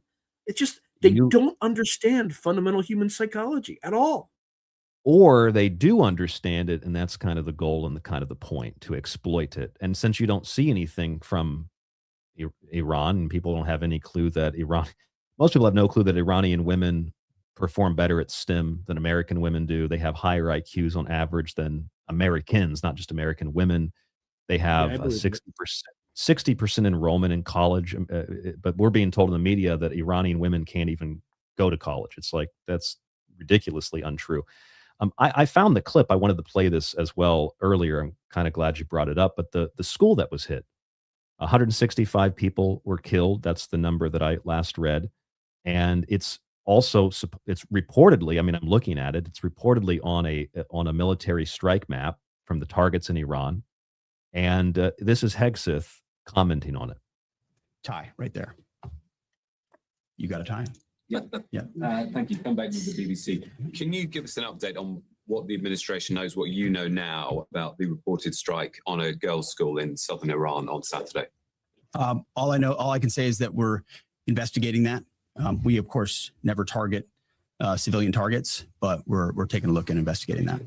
Red tie in front. Just on the basis that with the information you would have, your reconnaissance abilities, ability to gather information, I mean, it's several days on now. So is there any clarity on whose munition this was? We're investigating it. Yeah, which tells me that it was probably Israeli. I hear that. Did you see what the Israelis said when three of our F-15s were shot down? Did you see what one of the commentators said? I don't know if I recall the exact case. No. So the commentator said, they're Americans. Don't worry. They weren't Israelis, God forbid. So it's good that, you let the goyim die. It's fine. Yeah. We're not, well, right. That's what did Netanyahu say a few months ago? He said that one American soldier one IDF soldier is the equivalent of like a couple hundred Israeli soldiers. It's no big deal. We can die for Israel. I mean, to talk more about the esoteric and maybe even the planning or the strategies behind kind of the esoteric or the eschatological nature of this, where do you see this going? Where do you see this heading in terms of how they frame this as a sort of literal apocalyptic Armageddon battle? And also, I'm sure you've seen the military religious group said that they're getting reports, hundreds of them, that commanders are telling their troops that this is God's divine will and plan, and Trump was anointed by Jesus and all that nonsense. I'll answer the second question first. So there's a big contingent in the military of kind of the fundamentalist Christians. So I don't think that this is coming from the top down. I think these are probably lieutenant colonels who are a little bit or religious zealots and are kind of putting their own spin on it. But there's enough of them that people are horrified enough to report it. And you should be horrified because there's supposed to be a separation between church and state, right? Like everybody has kind of a chaplain, but you're not supposed to frame things that way. It's a big no-no. They should be investigated. In terms of the esoteric side, and this is I'm going to go out there because I don't know this for a fact. It's just what I surmise. If you going back to Epstein, this is basically Epstein's war. You will notice that individual seemed to have the ability to not only interact with major intelligence agencies like the Mossad, MI6, CIA, but also it wasn't clear that he was reporting to one of them. It was as if they were reporting to him. So he seemed to represent a layer of global control that is above the nation state. And I think that you see all of these events coincide with key astrological uh, alignments and kind of religious holidays that are tied to the cosmological calendar is that it is a form of ritual sacrifice. And it's a form of ritual sacrifice to some non-human entities that may or may not control kind of what we know as reality. And I also think it also fulfills this depopulation agenda that's just continuing on from the COVID years.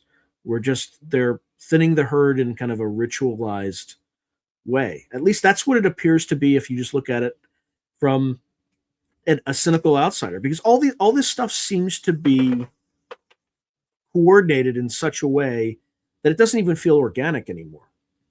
It's just like, this is the time for the great Middle Eastern war, World War III, and we'll thin the herd a lot, and then on the other side of it, we won't need to feed as many people because we'll have AI, which just so happens to be getting good enough now that you can replace white collar jobs with it. So it feels very, very deliberate to me. I have not a theory per se, but I have a little hypothesis I'll interject, and that is what you're seeing on your screen right now.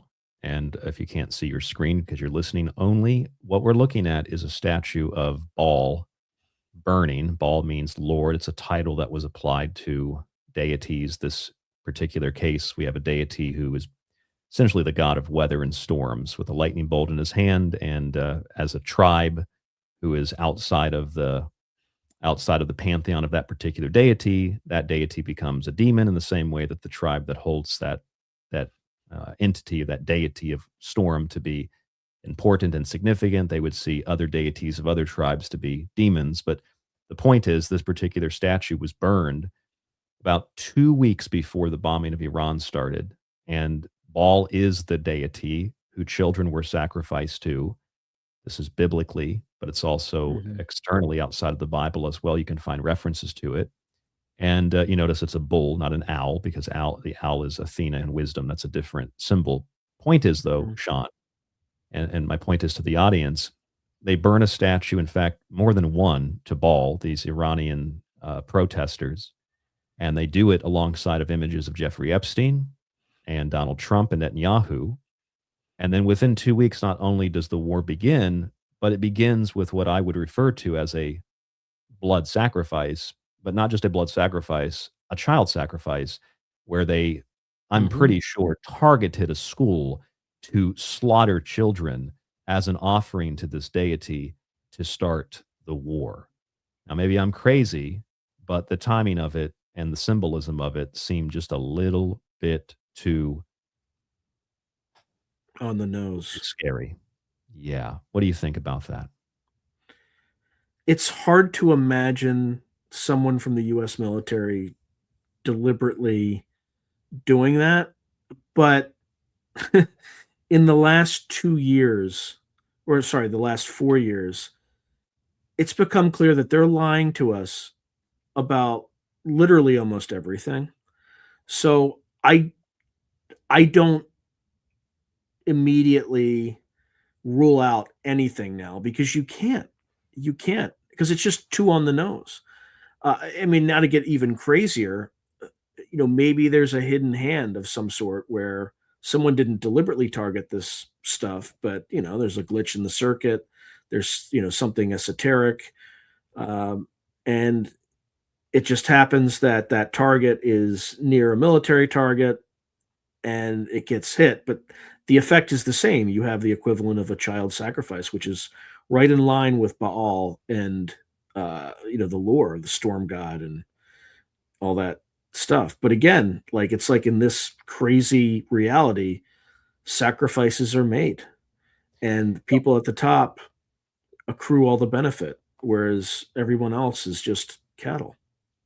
It also kind of appears to me, Sean, that when Rubio, that clip we played, when Rubio says, well, I mean, if the Israelis would have attacked, then the Iranians would have attacked us and that wouldn't be any good, etc. It kind of sounds to me like the Israelis are just a rabid dog without a leash, and we're so coupled to them that their radicalism, it pulls us into war. In other words, that we don't have to have any military leaders or politicians or the president making these decisions. It's just like Israel decides to do it, and we're so coupled to them for one reason or another: blackmail, compromise, religious bigotry, zealotry, etc. We just say, oh, okay, I guess we have to go along with it. It's like being in a really toxic relationship. You don't really want to do what the person wants you to do, but it's going to be a big fight if you don't. It kind of feels like that to me. Well, I mean, that's because that's what it is, right? So the Epstein compromise scheme basically, I mean, Trump clearly is implicated in something in those files. And he has to do kind of what he's told by Netanyahu in order to kind of go along to get along. At the same time, you have the AIPAC lobby. I mean, just look at, you saw they passed that, or they didn't pass. They tried to put up that bill where they would reveal all the sexual harassment in Congress. And there's only 65 Congress folks who voted against it, or sorry, who voted for it. The majority did not. And it's just like, that's insane. That's insane. Like, it's just, the people who run the country have been so compromised. Because again, if you did a list of everybody who's been funded by AIPAC, it would be the majority of Congress. So you'll see the Democrats hem and haw about this crazy war and all that stuff. But when it comes to a vote, they'll vote lockstep for it, right? Yep, they just voted right. against the War Powers Resolution Act, right? Narrowly. This is something I think a lot of people misunderstand, is that the idea of AIPAC controlling everything. AIPAC doesn't control everything either. AIPAC is one source of political money, just one. A lot of the money comes in through direct donations. It comes through third-party groups like Zohran Mamdani, for example. They painted him as this Muslim radical when almost his whole team is Jewish. His transition team was Jewish. He hangs out with rabbis and celebrates the victory, not with Muslims. And his ideology is inherently radical political Judaism, as far as I'm concerned. But the point is, he got most of his money not from Muslims. He got it from some group that was funded by George Soros directly. So it's like but it's indirectly done. So, they're not funded by AIPAC. And I'm glad you brought that up, because you got people like Nick Fuentes. Well, I'm done with the conservatives. I'm voting Democrat now, which is like which is what we just saw. I don't think we're voting our way out of this. I'm not voting at all. There's no point. You can't. There's no you point. Can't vote out of it. You can't. I mean, look what they did to Thomas Massey, because Thomas Massey says, you're all corrupt. And they got a super PAC against him now. It's so naked. Let's go to the chat real fast, Sean. We have limited time left. Tyler Frost asks this question to you, Sean. He said, is the Mossad connected to Israel and the United States? Which is maybe kind of a strange question, because the Mossad is the Israeli intelligence. But tell us what you know about the Mossad, Israel, and the U.S. Yeah, I mean, they've absolutely infiltrated every aspect of American power, from Hollywood to the Defense Department. I mean, you remember who was Deputy Secretary of Defense was Paul Wolfowitz during the Iraq War, right? And he was heavily, he was a Zionist, right? Richard Pearl was another Zionist. And then the Project for the New American Century was all the same. Yeah. I mean, neocons were almost universally Zionists. Bill Kristol, all those guys. Even Bill Kristol right now, though, is like, this is insane. There's no strategy here. Like, the neocon is against this insanity. But in terms of like the Mossad has infiltrated every aspect of American life, including having compromise on our commander-in-chief. And I would also posit that Trump's handler is Howard Lutnick. I mean, it's obvious. If you look, that creepy SOB is behind him in like nearly every picture. It's a German World War II propaganda poster caricature, is what it is. Literally, it absolutely is. Yeah. So we have chat room on groundzeroplus.com. We have a chat room going on YouTube as well. If you have any other questions for Sean, go ahead and type them, preferably in caps, so that I can see them, and we'll ask those, and then we'll go to David Oates here, going into hour number 3. Nathaniel says, in your opinion, Sean, was the Mossad the orchestrator of 9/11? Well, that's answering that question has gotten people killed. So it would also take more than a few minutes, but whatever you can. Yes, I'm without taking a side because I haven't gone into this rabbit hole very deeply. There is a theory that 9/11 was an inside job, that both the United States insiders plus members of the Mossad orchestrated these attacks to provide a casus belli for the American people to get involved in the Middle East, spend all sorts of money, etc. Even the comptroller who kind of fixed the problem after 9/11 of the missing 2.3 billion was Dov Zakheim, which, another prominent Zionist. So again, there's plenty of evidence to support that narrative. I haven't done enough work to go there, but people who do end up disappearing. Well, I hope I don't disappear. I've been talking about it on this show for a while. I just wrote a new book for the listeners who are asking those questions. It's called Protocols of Goyim. It's a very, very thick book.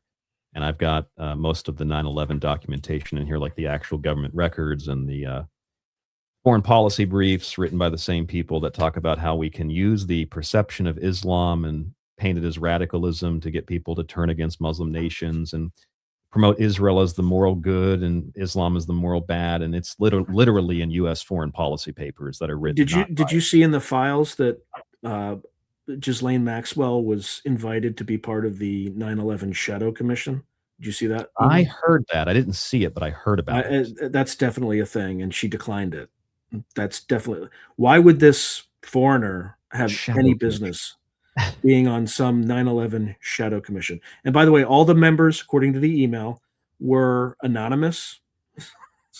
It's just, you can't make this stuff up. There's so much darkness, and I think that's only the tip of the iceberg. What we see in those files. I think it extends far deeper, and it's far darker than what any of us can possibly imagine. That's what I've been arguing as well, Sean, on my show for several years, since a lot of the stuff has become popular, and even before that. I'll also say that the new book that I wrote, you can get it technically on Amazon, but it's best to just get it through the website if you're wanting to read it. We have a digital copy and a physical. It's obviously very big. tstradio.info. I haven't plugged this at all on the show tonight. So tstradio.info, and there's links below on the YouTube stream. And of course, if you go to the website, there's a book tab, and you can find it very easily there. If you want to learn more about symbolism and archetypes and metaphors and stuff like that, I'd recommend Occult Arcana, my other book, which is available also on the website. But let's go to Sean. Sean's written some books. Sean, tell us about those books, your website, podcast, and that'll be it. Yeah, so you can find my podcast. It's called Through a Glass Darkly. It covers, it's basically where the paranormal and geopolitics intersect. So we talk about remote viewing, all those sorts of things. In terms of books, you can look me up on Amazon, just Sean Patrick Hazlett. I have several anthologies, so Weird World War III, Weird World War IV, and Weird World War China, which are anthologies of various authors about hypothetical situations where we go to war with Russia, China, etc. I also have 3 short story collections.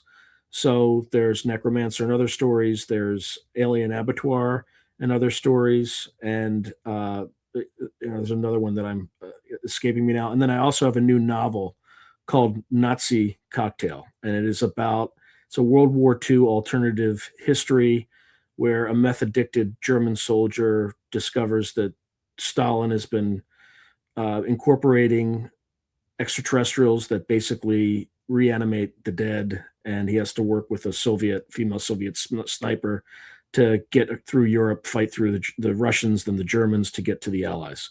So anyway, definitely check it out. It's funny, Sean, because what you're describing really at this point, it sounds like it could be nonfiction from what stuff that I've read. I really don't know what's real and what's not real. Seriously.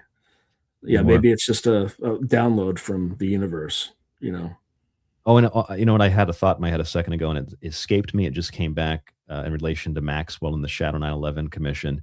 Abramovich was selected to be the ambassador to Ukraine. Interestingly enough, I don't know if you heard about that. It was about a year Like ago. the artist Yes. Yeah, the spirit cooking. Oh my, yeah, that's not surprising. And all these elites are kind of part of it. The one person that I talk to a lot is Steve Mera, and Nathaniel Gillis is another one. They have a really interesting theory about the phenomenon, and it relates to ritual sacrifice and worship and also like really weird, dark stuff. Maybe we can talk about that next time you come on, if I can get you to come back on my show. I really appreciate it, Sean. Thank you. Sean Hazlett. Yeah, it was an absolute pleasure. Thank you, Ryan. I appreciate it. You have a good night, and we'll talk to you soon. Bye-bye. Okay, talk soon. Bye-bye. I want to thank Ron Patton also for setting the interview up with Sean Patrick Hazlett, and you can type in that name, Sean Patrick Hazlett, and go to his website. I will also post it in both of the chats momentarily here, as well as all his books are linked up there, his podcast, etc. And I put my Protocols of Goyim book link in the chat room as well. Ground Zero and, well, the YouTube one. I'll put it in Ground Zero here in a moment. Hour number 3, you are listening to The Secret Teachings. I'm your host, Ryan Gable. This is also not just The Secret Teachings, it's also Ground Zero tonight, a simulcast between the two shows. Clyde Lewis was supposed to be here with us, but he is not feeling that well. So we are going to run both shows tonight through The Secret Teachings. And I want to joke and kind of like self-deprecate and say I'm a little bit crazy, like I'm running it through my crazy mind, but I'm not really crazy. I'm looking at things that are you can factually verify them. I can't imagine how common people who do not think outside the box feel about this stuff. If you don't think outside the box, then you're going to be very, very confused, maybe concerned with our next guest, David Oates, who does reverse speech. I don't think he needs much of an introduction for The Secret Teachings on Ground Zero. We'll bring David Oates on now. David Oates has known reverse speech for a very long time, decades and decades. And David Oates has posted some things recently about Pete Hegseth and some other reversals that got my attention once again, because they sound like a lot of what we were discussing with Sean and what I was discussing in hour number 1 tonight. We go to David Oates now. David, thank you for joining me on the Ground Zero, The Secret Teachings simulcast. How are you? I'm doing very well. Thank you for having me. I appreciate it. As always, yes. Yeah, I always love talking to you, David. And these reversals that you have are really something that they go to not necessarily confirming, but like sort of reaffirming a lot of what I've been talking about with the esoterics and the apocalyptic narratives. Oh, right. Yes. This conflict. Yeah, there are some apocalyptic overtones to it in the reversals. I've still got more to do, of course, as the war continues. But I'd say some of the reversals I'm about to play are quite apocalyptic. It's a hell of a thing what's going on over there. It's wow. Who do you have? You've got Pete Hegseth. I know that because I saw it on I got Facebook. Peter Hegseth, I got Marco Rubio, I got Donald Trump, of course. They're the only 3 I've got right now on the war. I've got Netanyahu up to do. I'll probably get to him tomorrow afternoon. Let's start with. Oh, I'm sorry. Yep. Go ahead. No, but right now I've got Rubio, Hegseth, and Trump. So. Okay, let's start with the president. And give us, as always, a quick 20-second explanation of what's happening here, what we're hearing with reverse speech. Okay, so what we're doing, for those of you who might be new to it, we are taking these forward statements and quite literally running them in reverse. And I'm going to run a small section forwards, and then I'll run it backwards at 3 separate speeds. Reason why I played at 3 speeds is because reversals tend to run a little bit faster than normal forward speech, so slowing it down helps. So let's start off with this reversal. I'm trying to show I can't share my screen so you can see this. Anyway. There should be an option on StreamYard for you to share it, and then I can link it up. Oh, hang on. I think I can probably do that. Yeah, because that'll be great. See if you can see that. Yep, I can. Okay. There we go. All right. So here's the thoughts. It's been mass terror, and we're not going to put up with it any longer. And here he says, I'd open a gun. Which is exactly what he's done. He's opened a gun, quite a few of them, to say the least. Opened a Pandora's box of guns. I would say you're absolutely true. Absolutely. Yep. Here's another one that gets a little bit apocalyptic. Let's just run it forwards first off. Just imagine how emboldened this regime would be if they ever had and actually were armed with nuclear weapons as a means to deliver their message. For these reasons, the United States military is undertaking a massive and ongoing operation to prevent this very wicked, radical dictatorship from threatening America and our core national security interests. And here he says, Sam, which is a metaphor for the United States, Uncle Sam. Sam better get the Nazi. Sam, yes, there's Nazi. Sam, yes, there's Nazi. Sam, yes, there's Nazi. So he's determined. He sees them as the new Nazis. I mean, he said as much about the Ayatollah. You know, I'm not saying whether I believe this or not. I'm just telling you the facts that the reversals point out. So you know, he's quite serious here, and he's going to go to the end. Then we get another reversal, a little bit more concerning. Tell me, am I going too fast for you guys? No, I think it's good. Nobody in the chat has said anything. Yep. Although I do have one question about the last reversal, or really about any of the reversals. Sure. What I've always said that it doesn't really matter what a listener or even what I as a host say or believe, because people like Rubio, people like Hegseth, people like any leader of any other country, if they believe something, especially if it's based on like a religious ideology, it doesn't really matter what the public thinks, because they're going to proceed with those belief systems in place, and they're going to use them to justify and to base decisions off of. So basically, what I'm getting at is like what you're playing, and if these reversals are to be accepted by listeners, I guess the point is what is being said and reversed confirms that people like Trump in this case really do believe in the nature of what they're doing or what they're saying. They're truly invested in it. It's not. Yes. It's not something otherwise. Oh yeah, with all these three I'm going to play, Trump, Hegseth, and Rubio, they are absolutely 100% invested in this. There's no doubt. They're very congruent. Whether it's good or evil, I'll let you decide. Actually, this reversal might help you make that decision. This is Trump. To the members of the Islamic Revolutionary Guard, the armed forces, and all of the police, I say tonight that you must lay down your weapons and have complete immunity, or in the alternative, face certain death. So lay down your arms. You will be treated fairly.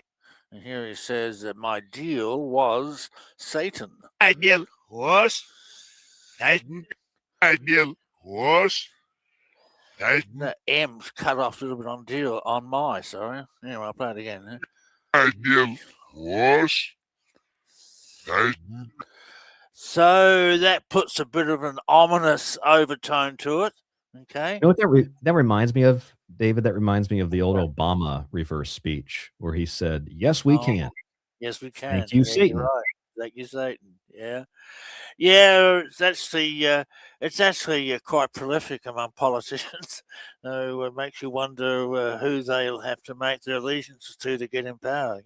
So it also is pretty popular from what I've seen you post. And even without what you posted, it's pretty obvious to see it in the forward version of their speech. But I see this a lot with pastors, especially the evangelical type pastors and Zionist pastors. Yes, actually, you've probably been watching my Facebook page. I've just finished posting a whole bunch of them in the last couple of days. So, I just uploaded a couple of YouTube videos about it too. If you want to follow all my work, folks, go to my Facebook page and my YouTube page, because everything is updated quite regularly. So there Just you go. David Oates on Facebook. It's actually Red Wolf with an E. Oh, on Facebook, it's david.oates.7509. David.oates.7509. That's my Facebook page. And my YouTube channel is Red Wolf with an E 33. At Red Wolf with an E 33. So there When you you're go. listening to the show right now, you will be able to go down in the show description in the audio archive, and you'll be able to click on a link for Okay. David Oates' Facebook. There, I'll put it in there. Fantastic. Thanks. All right, here we have a good one on Trump. So, here's the forwards. When we are finished, take over your government. It will be yours to take. This will be probably your only chance for generations. And he says, get the joy. Get the joy. Get the joy. Get the joy. And they were celebrating in the streets when the Ayatollah was killed. So that seems to be a bit of a predictive reversal. It sounded for a moment like he said, "Get the goy," but I think it's goy. definitely a J. It's definitely a Okay, J. yeah. Look, hearing can be a really strange thing sometimes. I work with my students. I have 3 mentor students who work with me full time, and we do these tapes together. So you've got 3 ears, and it's common for us someone to hear a B and someone to hear a D on the same sentence. And a lot of it's juggling. Sometimes, what does it say? And, I'm aware that ears hear things differently, and I try to take that into account when I'm when I'm researching. So, I'm aware of that now more than ever. I'm learning Japanese, and just little tiny upward or downward intonations can change the whole meaning of the word or the sentence. Yeah. Well, it can be like that with reverse speech too. Yeah. So here he is again talking about Iran, the war. But America will avenge their deaths and deliver the most punishing blow to the terrorists who have waged war against basically civilization. The villain, they're sad. Oops. No. Oh, sometimes my software does this. Their villain is sad. Their villain is sad. Their villain is sad. Yeah, well, I guess they are. They've had the Navy and Air Force decimated, so that would be an accurate statement. At the very least, based on what Trump believes. Yeah. Based on what based on what Trump believes. Yeah. All right, I got maybe one more on Trump. This one here. Here's the forwards. The purpose of this fast-growing missile program was to shield their nuclear weapon development and make it extraordinarily difficult for anyone to stop them from making these highly forbidden. Their beloved nuke. Their beloved nip. Their beloved nip. Their beloved nip. Sorry, that nuke was cut off a bit too early. Sorry about that. But that's quite congruent. That's what he's going after, the nuke program. So look, whether you agree with the operation or not, all I can say is that he's congruent and he's out to get them, and that's what his reversals say. So, and I would caution listeners who might feel as if this sort of undercuts what I personally believe as opposed to what I'm just generally talking about. And I want to just reinforce the idea again that what David is playing is, however you choose to interpret it, it's based on what Trump believes, whether it's right, wrong, whether you're right or wrong, I'm right or wrong, or we're somewhere in the middle. Right. It's based on what Trump himself believes more than anything else. Right. It's his speech. Right. Yeah. And that's absolutely right. I need to point that out, Now, here's a reversal on Hegseth, Pete Hegseth, Secretary of War. I know that used to be called that a long time ago, but I still don't like the term. I prefer Secretary of Defense, but anyway, that's the way they've done it. So here he is. So here he is. For 47 long years, the expansionist and Islamist regime in Tehran has waged a savage, one-sided war against America. They didn't always declare it openly, except for their constant chants of death to America. They did it through the blood of our people. And here he says, hate must smash this. Hate must smash this. Hate must smash this. Hate must smash this. So there's some motivations. It's not being done by love. It's being done with hate. Hate. Certainly, We and hate. Sorry? It's very congruent because in the forward he says that he really hates Islam and he really hates Iran, so he wants to smash it. Yep, exactly right. I think that's a key reversal. I'll play it again. Here, watch his lips. You should better see his lips, mouth out the reversal, because this is a good close-off on lips. It wasn't on Trump, but this should be obvious. For 47 long years, the expansionist and Islamist regime in Tehran has waged a savage, one-sided war against America. They didn't always declare it openly, except for their constant chants of death to America. They did it through the blood of our people. Okay, watch his lips. Hate must smash this. Hate must smash this. Hate must smash Yeah, this. matches perfectly. I was, when I first realized lips match the backward speech, it just really blew me away. If we got time, I got some great clips that show some body language links. We can look at them. We can get to those. Let's do Hegseth, let's do Rubio, and then a few pastors or preachers. Oh, yeah, we can do that too. All right. Okay, here's the next one on Hegseth. Iran was building powerful missiles and drones to create a conventional shield for their nuclear blackmail ambitions. Let me say that again. We shamed that lame cult. We shamed that lame cult. We shamed that lame cult. We shamed that lame cult. Yeah, and I mean, they called it a cult of death. So, so that's congruent with what they've said. And like I say, whether you agree with it or not, I'm just showing you what these guys are thinking about it. Okay. So, here's another one. This one's pretty straightforward. America, regardless of what so-called international institutions say, is unleashing the most lethal and precise air power campaign in history. Okay, make her operate. What's the lips? They should match. Make her operate. Make her operate. Make her operate. Yeah, those lips match perfectly. Here, watch his lips. In history. Make her operate. Make her operate. Make her operate. There you go. And here he is here. War is hell and always will be. See you on it. Oh, sorry. I came up. I wasn't expecting it so quick. See, I want it. A little bit blurry, I think. Let me listen again. No, play. See you on it. See you on it. See you on it. Oh, yeah, no, that's there. The T's a bit faint on the word want. Sounds like see, I want it. Yeah, that's what I thought. And here we have the last one on Hegseth. Here we go. Yeah, see, I want it. Actually, before I play the last one, let me. This is actually quite an important one because this is a war that he wants.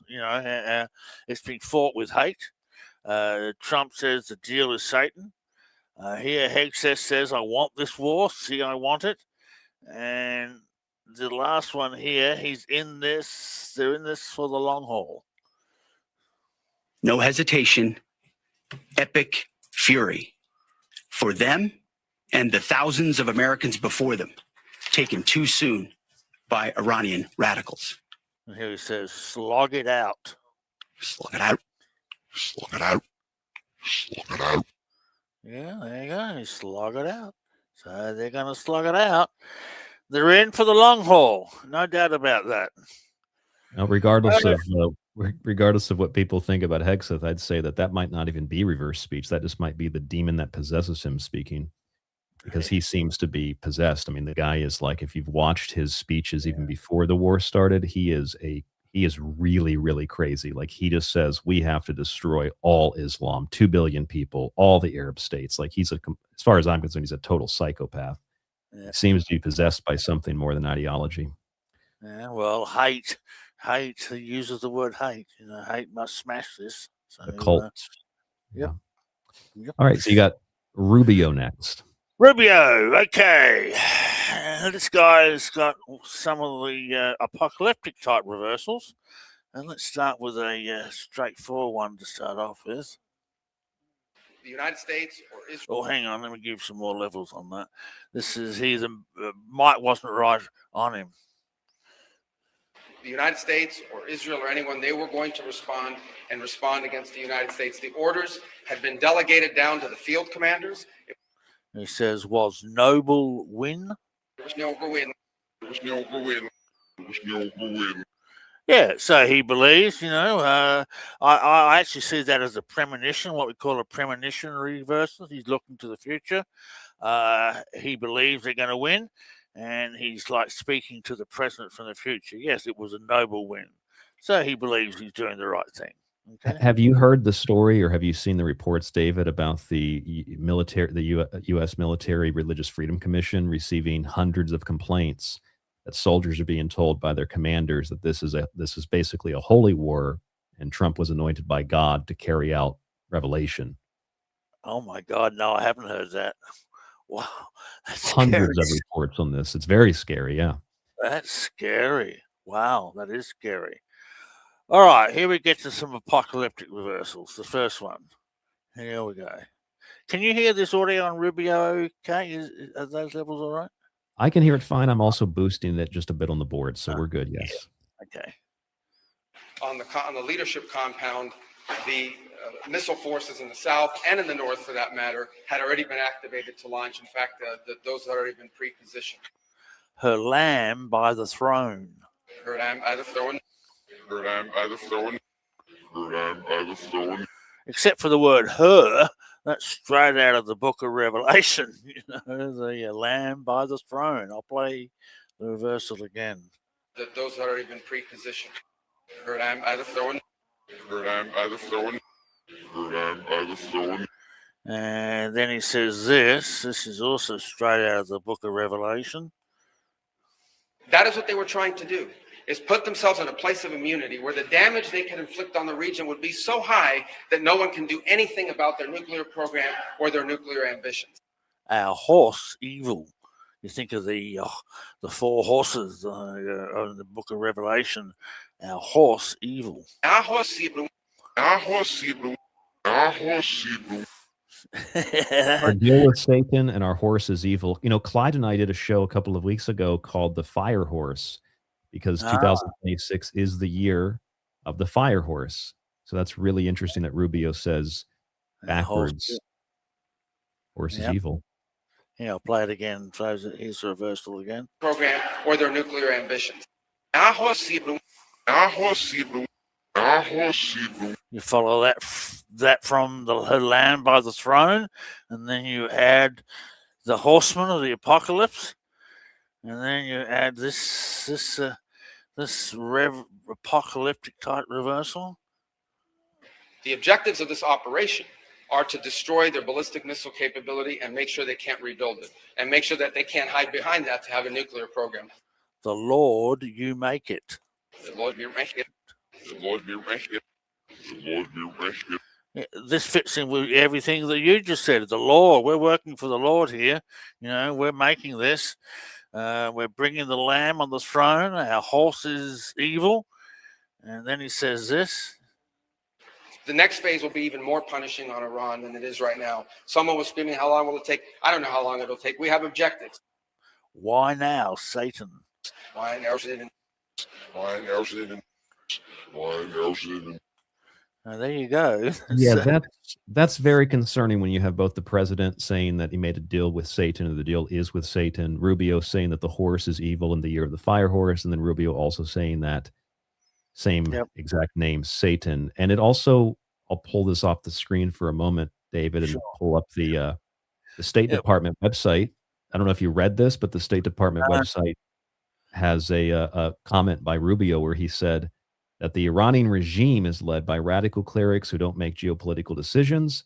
They make decisions on the basis of theology, their view of theology, which is an apocalyptic one. So even if the Iranians were what they accuse, it also sounds like Rubio and Trump and the Hegseths of the White House administration are likewise making their decisions based on apocalyptic eschatological belief. I would agree with that based on these reversals. Yeah. Yep. Yeah, so that's all I've got on the war so far. I'll get more tomorrow. Can only do so much at once. I got a business to run as well, So, well, not say business, it's reverse speech. It's my reverse speech practice. Which I know you've got some of I think you already have some of those pastors done. So if you want to pull up those reversals. Yeah, I'm going there right now. And while you do that, I'm going to read a few verses from the Bible relating to what Rubio said. These are going to be NIV translations for the record. Revelation 5:6. Then I saw a lamb looking as if it had been slain, standing in the center of the throne, encircled by the four living creatures and the elders. And I believe that, obviously, if we're looking at this from an esoteric point of view, the lamb is the soul, and the four living creatures are the four elements and the four parts of the world, the four parts of the body, with the fifth is the head, which is where the spirit comes down into the body. So it's a metaphor, but if you believe it to be some literal lamb in the center of a literal throne, then you might get a reverse, like the lamb is beside the throne. And you also read this in Revelation 7:17, which is close to verbatim what Rubio said. It's just slightly off center. It says, Revelation 7:17, for the lamb at the center of the throne will be their shepherd. He will lead them to springs of living water. So you do get this directly out of Revelation. This is the playbook, and this is what they believe. All right, we'll go back to David, and we've got some reversals on pastors who I think from looking at your posts on Facebook, David, apparently a lot of these pastors are really, really obsessed with Satan. Maybe that's because he's the enemy and they're always trying to fight against him, or maybe they worship him or something. I don't know. Well, I have my own opinion on what it all means, but let's play some of them and we'll see how we go. All right, here's the father of modern Christianity, Billy Graham. You may think that you're a Christian, but you're not, because a Christian is a person that has received Christ and a change is taking place in the way he lives. Kiss you, Satan. Yes, you Satan. Yes, you Satan. Yes, you Satan.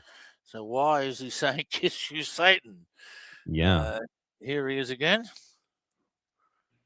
How many people have gone to meetings and you've rededicated your life and you've come forward, or you've gone out of there and said, I'm going to live different, or I'm going to do better? It just hasn't worked. Bring us near demon. Bring us near demon. Bring us near demon. Bring us near demon. This is Billy Graham. This is the Christian of the 20th century, and his reversals are shocking. I remember David Icke years ago accused Billy Graham of being a Satanist. These reversals might seem to back up a little bit of what Icke said. I would have to agree. You shall keep my judgments and do them, says Ezekiel 36. Think of it. God said, I'll put my spirit in you. I'll come to live in you. Think of your body housing God. Okay, think of your body housing God, but this is what it's really housing. Bring the villain. Bring the villain. Bring the villain. Bring the villain. I mean, that's scary stuff. And we'll do one more on Billy Graham, then we'll move on to some others. I've got a whole lot more here. I mean, I've got so many reversals on these guys. All right, here's the next one. Well, I know there's some people that are just hard to love. But the Holy Spirit can love through you. He can love through you. And when he's talking about the Holy Spirit, he says backwards Baal, B-A-A-L, that's the pagan god. Baal, I draw, Satan.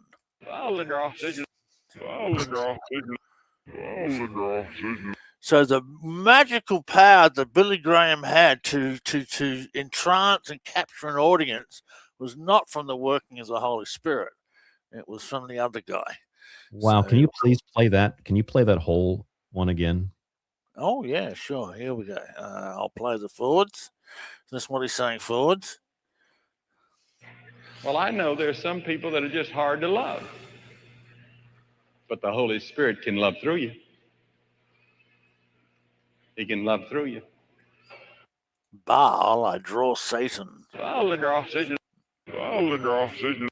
I mean, the verse will say it all. I'm doing is playing what I found. You know, the verse will speak for themselves. Yeah, well, this factors into everything we've been discussing tonight and for many years on the Secret Teachings, especially in regard to the statue of Baal that the Iranians burned 2 weeks ago before the war began. Wow. Yeah. Yeah, well, the sad truth is this is all through the modern Christian church. It's all through. Here's exorcist Bob Larson. Well, gee, I got lots on him too. Which is the one I want to play? This one here. I'll just play one on this guy. I'll bring another. I'll play two. And God raise up within them the gifts, the talents, and all that they need. Anoint them to go forth. In the name of the Father, Son, and Holy Spirit. Amen. Because the piano plays in the background, you get the mood all set. He's praying to this guy here, the lust of Satan. The lust of Satan. The lust of Satan. The lust of Satan. Now that's scary. That's scary. Listen to it again. Listen to the prayer. Listen to this piano, the nice emotional music. It's creating the atmosphere. Is the atmosphere coming from the Holy Spirit, or is it coming from the other guy? And God raise up within them the gifts, the talents, and all that they need. Anoint them to go forth. In the name of the Father, Son, and Holy Spirit. Amen. The lust of Satan. The lust of Satan. The lust of Satan. The lust of Satan. That's scary. It is. In the name of the Father, the Son, and the Holy Spirit, in the lust of Satan. I know. This stuff is scary. It really is. What do you think it means, David? You said you have your own interpretation of the Satan reference. Well, I've written a book called The Great Spiritual Darkness, and plus several other books where I really lay out my theory. Basically, I believe the church was taken over shortly after Jesus ascended into heaven. The Apostle John warned us in his letters that the Antichrist is already here, corrupting the church. I think it happened way back then. I think the Apostle Paul was one of those antichrists. I think the gospel of Jesus was absolutely perverted, especially when the church itself was formed 300 years later. And what we have now is not the gospel of Jesus at all. It is a perverted abortion of what Jesus taught. That's why Billy Graham has satanic reversals, because they're not preaching the gospel of Jesus. And the whole church has got the whole thing completely and utterly wrong. They've completely, what Jesus really taught is being completely and totally forgotten. That's what I think. So there you go. That's a pretty radical theory. But that's actually very much in line with what I think. I would go more into the esoteric tradition, but I would come to the same conclusion as you. And I believe something very, very similar to that. That would be something similar to my argument as well, David. Also, we have some questions in the chat. Sure. Maybe we can, if you don't have these reversals, that's fine. Let's stick with the pastors for now. But let's look at questions on. Oh, we had a question about, if I can find it again, from Reno Mac. Reno Mac says, "What about reversals on Anton LaVey?" Oh, Anton LaVey. You know what? That's actually quite funny you should ask about Anton LaVey. He's about one of the few people who says something about Satan that I totally agree with. Yeah, here's Anton LaVey. So I honestly feel occultism gives many people a chance to be big fish in little ponds. Satan was a blank up. Satan is it walkout. Satan is it walkout. Satan is it walkout. So I actually agree with him more than I agree with the pastors. So, Well, that's the idea. That's why people embrace Satanism, because it's a rejection of order. Right. Satan was the eternal rebel. Right. I think that's also a term LaVey used to use too. That's interesting. You pulled that up really fast too. Let's see if we have another question here in the chat. We had one about, if I can find it again. Chat's moving fast. L. Ron Hubbard. L. Ron, no, I have none. L. Ron Hubbard. Sorry, no, I don't. Okay. Nate also asks about. Oh, this is good. Have you ever done a reversal on like a Pentecostal speaking in tongues, like a reverse of tongues? Yes, I have. They aren't good. Let me put. I've got a whole folder on it, but let me pull up one to start off with, and I'll go to my folder. Yeah, here's Hank Cunningham speaking in tongues. Shumbra kototo, briste, briste, briste, briste, briste, briste, briste, briste, ipakatea. Father, we cry out to. It's stupid, stupid, stupid, stupid. It's stupid, stupid, stupid, stupid. It's stupid, stupid, stupid, stupid. That's hilarious. Excuse me, Polari. Oh, I just love that reversal. There's another one I've got that's just as funny. Where is it on the speaking in tongues? I'm trying to think which. Oh, what's that guy's name?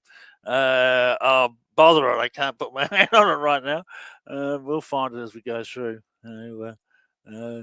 Yeah. Who's Speaking that other in tongues. It's stupid. It's stupid. It's stupid. Wow, guy? that's hilarious. That. Oh, hang on. Here's someone. Oh no, that's light language. All right. Look, let me pull up my tongues file. Hang on. Here we go. Oh, here we go. Right, tongues. It's stupid. Okay, here's Robert Chilton speaking in tongues. Now I'm going to pray in tongues for a moment. I did this. I did this. I did this. I did this. Okay, here's a classy one. Look, forget the subtitles on this. I didn't put them there. Okay, this is how I downloaded from the internet, so they aren't my subtitles.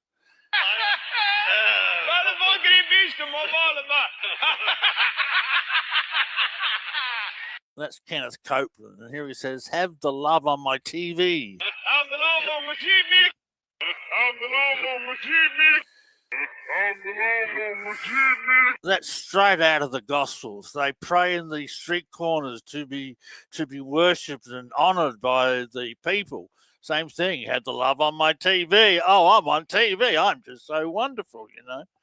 I'm glad that you played the Copeland, because people were asking about Copeland in the chat. Oh well, I've got quite a few on Copeland. He's a bad dude, I tell you.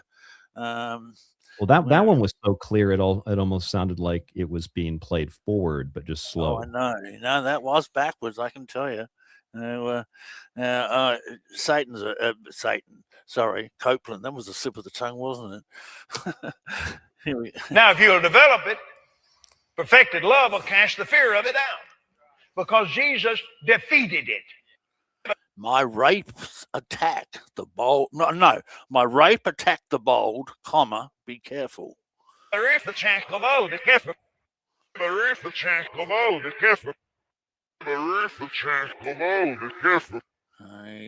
a very aggressive reversal. He's an aggressive one. He's a very aggressive guy. Yes, he is. Yeah, I can't do that. I'm preaching a meeting in a casino in Las Vegas. Connect your demon. Gonna eat him. Here's another one. I'll play one more on him, then we'll move on to someone else. I'm a believer. I'm not a doubter. I'm a believer, but I'm not. Not on my. Oh, that's great. Oh no, these guys are just a piece of work. They're just horrible. They're just really horrible people. I don't know what to tell you. Can you play that one again? That one's just so funny. Which one was that? Oh, but I'm not. Yeah. Okay, here we go. I'm a believer. I'm not a doubter. But I'm not. Not on my. Not on my. Not on my. Just classic. Just absolute classic. Yeah, that's here is oh, where will we go? Oh, I've got so many. Here's Jeff. I think I forget what his last name is now. He's head of the Dallas Baptist Church. He's good mates with Donald Trump, this guy. You know, the fact is, no local church is any more effective in fulfilling its mission than its pastor in fulfilling his calling. Satan, your live wolf. Satan, your live wolf. Satan, your life wolf. Satan, your life wolf. Oh, talk about Satan, Wow. your live wolf. Yeah. Talk about just Satan, kinda- your live. I'm sorry? Oh no, I'm Go sorry, David. I was going to say it sounds like he's just saying he is the live wolf in sheep's clothing of Satan, doing the You're work of absolutely Satan. right. You're absolutely right. I'll play it again. Here's the forwards. You know, the fact is, no local church is any more effective in fulfilling its mission than its pastor in fulfilling his calling. Satan, your live wolf. Satan, your live wolf. Satan, your life wolf. Satan, your life wolf. Here's the head of the Church of Christ. Dorhauer is his name. I don't know his first name. Reverend Dorhauer. And make it possible for a white police officer, Darren Wilson, a white police officer in the streets of Ferguson, Missouri, or in the case of Eric Garner in New York, or in the case of George Floyd in Minneapolis. Our God is Satan. Yeah, that reversal there sums up my whole premise of all these Christian leaders. The Christian church does not worship God. The Christian church worships Satan. It's as simple as that. I mean, that reversal says it all. And if that's the case, then David, what we're looking at here is a general Christian movement. I know there's different denominations, but a general Christian movement influenced by personal beliefs, influenced by environment, and influenced by television, media, etc., politics. That is, on the surface, worshiping, quote, the God of light and creation, but under the surface, ultimately worshiping Satan. And if so, these are the people that are pushing war with Iran for a religious purpose. That's then right. You got it. That's right. This is it's like this is the side of the Antichrist then, which makes sense to me, because at the beginning of the show, David, I showed listeners and explained this to the audience that the state of Israel gave Donald Trump the Israel Award just last year, or actually I think it was late last year, early this year. 2 years ago, they gave him the Crown of Jerusalem, which makes him essentially the King of Jerusalem. And Miriam Adelson said that he was the savior of the Jewish people. And so if they're telling the military, and the military is telling the soldiers that we are going to fight this war, Trump has been ordained, then according to Jewish belief, Trump would be the Moshiach, which would make him the Antichrist, at least perceptually to the public. That's pretty scary stuff. And what you're playing kind of confirms that if the Christian basis is essentially worshiping Satan and they're giving rise to the Antichrist, it sounds like people that think that they're on the right side might not be on the right side. It also sounds like what Ted Pike said 20-something years ago was also quite accurate. But with the limited time that we have left here, another 10 minutes with you, and then I've got about 10 minutes of roundup for the show. Okay. What else do you have? All right. Oh, many one. Here's Jim Backer, who is what I think is a very blasphemous statement backwards. Amen. You need to pray for the preachers. You need to pray for because there's warfare. Pray for and your pastor. greater is he that's in us than he's in the world. Amen. And we can stop this warfare. And watch his fingers as he says backwards, and the sun is the beast. Yeah, and the sun is the beast. Yeah, and the sun is the beast.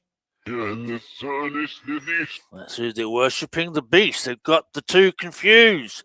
They got the beast and the sun mixed fucked up and they're worshipping the beast. It's really as simple as that. I don't know what else to tell These you. are these are all very consistent across time and across Yes, different. yes. I don't know about the denominations, but at least against different compared to different settings and times, it's all very consistent. Oh yeah, well look, I researched across the whole board, Catholicism and the Pentecostalism and the mainstream Protestant church, as well as some of the other ones, like for example, Church of Scientology. I looked at them. Here's David Miscavige, leader of the Church of Scientology. In fact, what one would really get after auditing hours upon hours of flubby sessions is a fully professional and practiced flubby auditor. We'll offer Satan. We'll offer Satan. We'll offer Satan. We'll offer Satan. All right. Look, I've only got 5 minutes left. Let me show you quickly a couple of really wonderful clips that I think are amazing in terms of body language. What's this? I've got over 100 clips with incredible body language links. Okay, this is one on Trump. And right now it's getting close to $100 a barrel again. You're not going to end the war unless you bring down the price of oil. But he doesn't understand that. And it's so simple. And he says, my new mission, roll with it. And watch his hands as he says the words roll with it. They roll around in a circle. My new mission, roll with it. My new mission, roll with it. My new mission, roll with it. Look at those hand moves. Isn't that amazing, It does eh? go in a circle. Yeah, so it's like physically congruent as well as it right. is. Yeah. Linguistically. Yeah, I'll play, I think I've got time for one more. Here we go. This is another good one too. This is Lavrov. I think he's Russia's foreign minister. Not too sure. He's Russia's something. And it was not very difficult to implement the Minsk agreements. It was about the special status for a small part of the east of Ukraine. Okay, he says backwards, but we foresee it with our bombs. And you watch his hands. As he says the word bombs, he goes up like that as though it's a column of smoke rising up out of the air, like a bomb falling. You watch it. We foresee it with our bombs. We foresee it with our bombs. We foresee it with our bombs. Isn't that amazing, eh? And you can see his mouth too. Bombs. Yeah, that's right. Bombs. Yeah. Anyway, so look, I've got so much stuff on my file. Look, I've been doing this for 43 years now, and full time. It's all I've done, and I have just so much material. Do you have anything?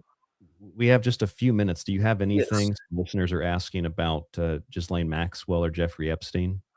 Yes, I do. Okay, Ghislaine Maxwell. That's what she was last year. All right, let me go to 2025. Ghislaine Maxwell. This is the audio is not the best on this, unfortunately. This is from her. She talked to the who was it? Department of something last year. I forget who it was now. So here we go. And I'm Ghislaine Maxwell. I'm Ghislaine Maxwell. Backwards, I'll scam elite. I'll scam elite, which is Well, that's what she was doing. That's exactly what they were doing. Absolutely. And here she says, she's asked about the CIA. There have been multiple questions about whether he worked for any intelligence agency. Do you have any knowledge about that? I think certainly my father had a background in intelligence doing because he was.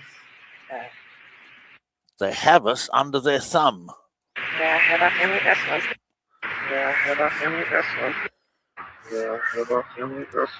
So she's a CIA asset. Okay. No surprise there for those of you who studied this stuff. So we scam we scam the elite, and they, the intelligence community, have us under their thumb. Under their thumb. That's right. That seems to be quite congruent. Yes, it does indeed. Very, very congruent. I got a couple on Epstein, but they aren't all that good. It was a recording that was released last month and he's mainly talking about his investments. Like here's one. Oh, and I said, "Oh, I'm sorry. These are audio only." Okay, Oh, that's forget it. okay. We can just forget it. I appreciate you coming on the show and playing these, No worries. and it really reinforces the kind of idea and topic that we were discussing both in the Secret Teachings and Ground Zero. I hope Clyde's listening. We wish him the best. David, thanks for Yeah. coming on. Thank you. I appreciate you having. Check me out on my Facebook page, folks. All right. See you later. Bye. Yep, I'll have the link up below. Bye-bye, David. All right, David Oates. We had Sean Hazlett, David Oates on the show, and you've got me, Ryan Gable, for the remainder of the next couple of minutes. I wanted to put the brakes on early for a couple of reasons, primarily because there's a few things I wanted to play for you. One of them is a very short clip of David Icke, who I think, in the simplest and shortest way possible, really summarized what has happened historically in the country of Iran. Let's take a listen to that. Iran. If you go back to the 1950s, you had a prime minister called Mossadegh. His point was that the Western oil companies were ripping off the Iranian people. So what he did was nationalize the oil industry. Well, of course, the Western governments weren't having that. And so they outed him, and they bring in this guy called the Shah of Iran. He ran the country on behalf of the Americans right up to 1979, when the Islamic Revolution took place. Bring it back to where we are now. The man in the shadows on behalf of Israel and the United States that they want to bring in is the son of the Shah. The idea is not to replace the Islamic regime with freedom, but with a regime that answers to the United States and Israel. You've got this greater Israel plan. The Iranians were pushing back through Lebanon, and to get rid of them and bring in a regime that answers to America and Israel takes all that away and makes it much easier for this greater Israel expansion to go on. And that's why Lebanon has received a good deal of very heavy bombs in the last, well, for many, many years now, but in the last 48 hours, they've been bombing Beirut and bombing Tehran and claiming that it's all strategic as they essentially carpet bomb civilian areas, military areas, and anywhere and everywhere in between, turning all those places into, well, if they have their way, they'll do to Tehran with what they did to Damascus. They'll do to Tehran what they did to Gaza. There's a lot of infrastructure in Tehran, and Tehran's a modernized city, so I doubt that that's going to happen, but I think ultimately with total destruction, worst case scenario, that's the goal. Just tear it down, build back better. You know, like the Bush administration and their deals with the funny defense contractor / construction company that happened to be partly owned by the bin Ladens as well. If anybody doesn't remember that, you should go look it up. The last thing I wanted to play for you tonight on the show, I've mentioned it many times, and you should definitely go watch it if you haven't done so yet, and you should definitely watch it before it gets taken down. I mean, it's been up since, the early 2000s. Ted Pike, the Reverend Ted Pike, and his wife as well, made a series of documentaries. One of them was titled, Why the Middle East Bleeds. And it explains the history of what is happening in the Middle East. It explains the history of the religious holy wars that were playing out in history and are still playing out today.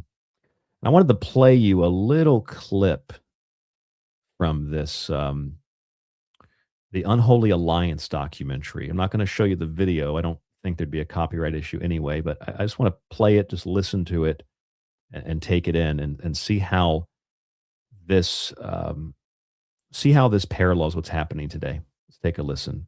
This is the Unholy Alliance.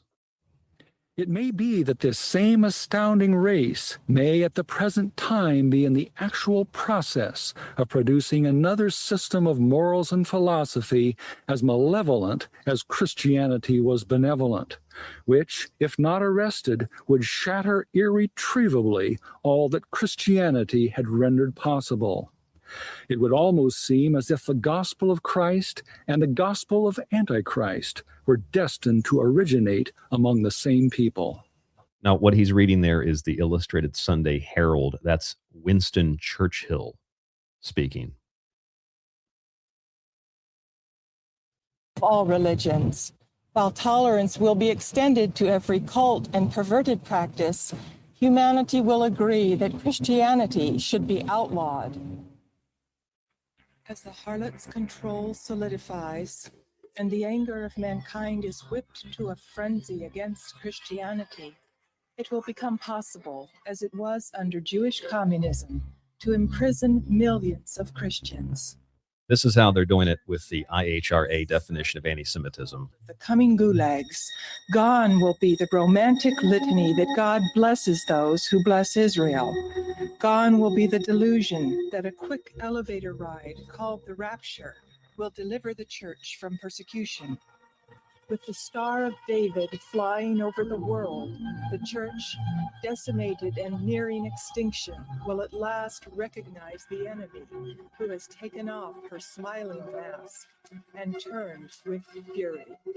All that will remain for Christians is hope that death or the coming of Christ will deliver them.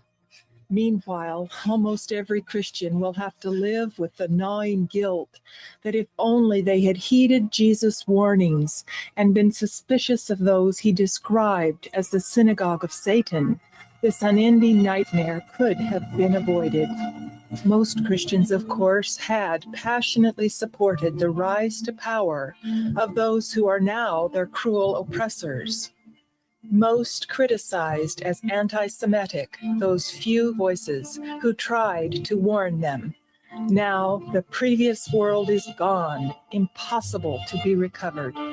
Gone are the mega churches and smooth-speaking television. This is the idea.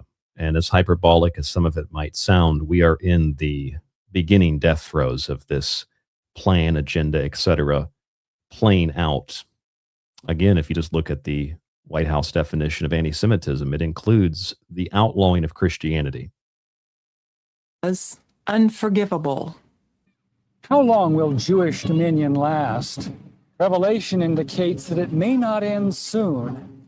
Revelation 17:9, St. John sees Babylon during her coming glory period, sitting on 7 heads or kings. 5 have already passed, 1 is reigning, and 1 is yet to come. This succession of 7 kings may stand for 7 administrations of the harlot's rule, a period which could occupy more than a century. You know, people say that there are 7 hills in Rome, so that the Vatican is the center of all of this. That may be well an interpretation, but there are also 7 hills, mountains around Jerusalem as well. Jesus was very realistic about Judaism's capacity to inflict a reign of terror. We have seen how Jewish revolutionaries could kill millions without remorse.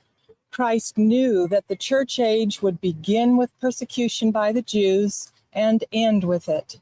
Being led up to his own crucifixion at the hands of the Jews, Christ remarked about them, "If they have done such things while the tree is still green, what will they do when the tree is dry?" With the crucifixion of Jesus came the spiritual drying of the Jewish nation. Christ said their house was now left unto them desolate. It is such a desolate house that now controls our media and makes enemies for America in the Mideast. But well, how does that sound? It sounds like they were on target over 20 years ago. Now, I will say that I interpret much of what Ted Pike and his wife believed. I interpret much of it to be metaphoric, and I think it's provably metaphoric. However, the people that believe this stuff to be literal are the ones with their fingers on the trigger, ones with their fingers on the button. This is psychotic. Religious fanaticism, whatever form it arises, is not a good thing. And clearly, based on those reversals and based on what I've shown you tonight about the crown of Jerusalem and the 7 hills I just mentioned of Jerusalem and the revelatory nature and the eschatological framing of this conflict with Iran, it doesn't really matter if you believe it to be literal or figurative, because the people that are pushing the buttons, pulling the triggers, and murdering in the name of Jesus are the ones that are in control and doing it. So it's the same end game either way. I just might have a slightly different view on how it all finally winds down and ends, and that is that there won't be a great revelation of the return of Christ. There won't be, because it's a metaphor for the soul inside of you. Jesus is the Word made flesh. The flesh is your body. The soul is the spirit, is the Son of the Father, which is the universal mind or the Godhead. And it extends down into flesh when we're born. And when you realize that you're not just flesh, that you're a spirit, that's when you're resurrected and reborn. And that is what was taught thousands of years before Christianity ever came to power. It was taught in Greece. It was taught in Persia. It was taught in all the mystery religions before they were infiltrated and corrupted like the church would be later. And I think when you have people that try to paint those types of esoterics as demonic, I think that kind of proves the point of those reversals. They are worshiping the devil by assigning the idea of the spirit soul and the resurrection of the spirit soul in a figurative sense to the realm of demons, that the spirit is the demon. And that's why they say things like, well, Jesus is the son is the beast, because that's how they see it, at least subconsciously. Thank you so much for tuning in tonight. From the river to the scream. Don't forget, Pete Hegseth has a nice Jerusalem cross tattoo on his chest, along with a Deus Vult, God Wills It tattoo. That's why myself and Clyde Lewis as well was able to see, and many of you were able to see, that this would be a new war, a holy war, crusade. Thank you so much for tuning in. tstradio.info. That's tstradio.info. I really appreciate you listening to the show. GroundZeroPlus.com. Check out the Disclosure app. It's free to download. Stay safe, stay informed, stay healthy. Remember to support both Ground Zero and the Secret Teachings separately. And if you are looking for something to read, I would recommend you get a copy of Occult Arcana or Protocols of Goyim, my new book that will help you understand a lot of what's happening right now, physical and digital. You get a digital with the physical. Check out the website. Email me if you have any questions, rdgable@yahoo.com. I'll talk to you in the next broadcast. Have a great weekend.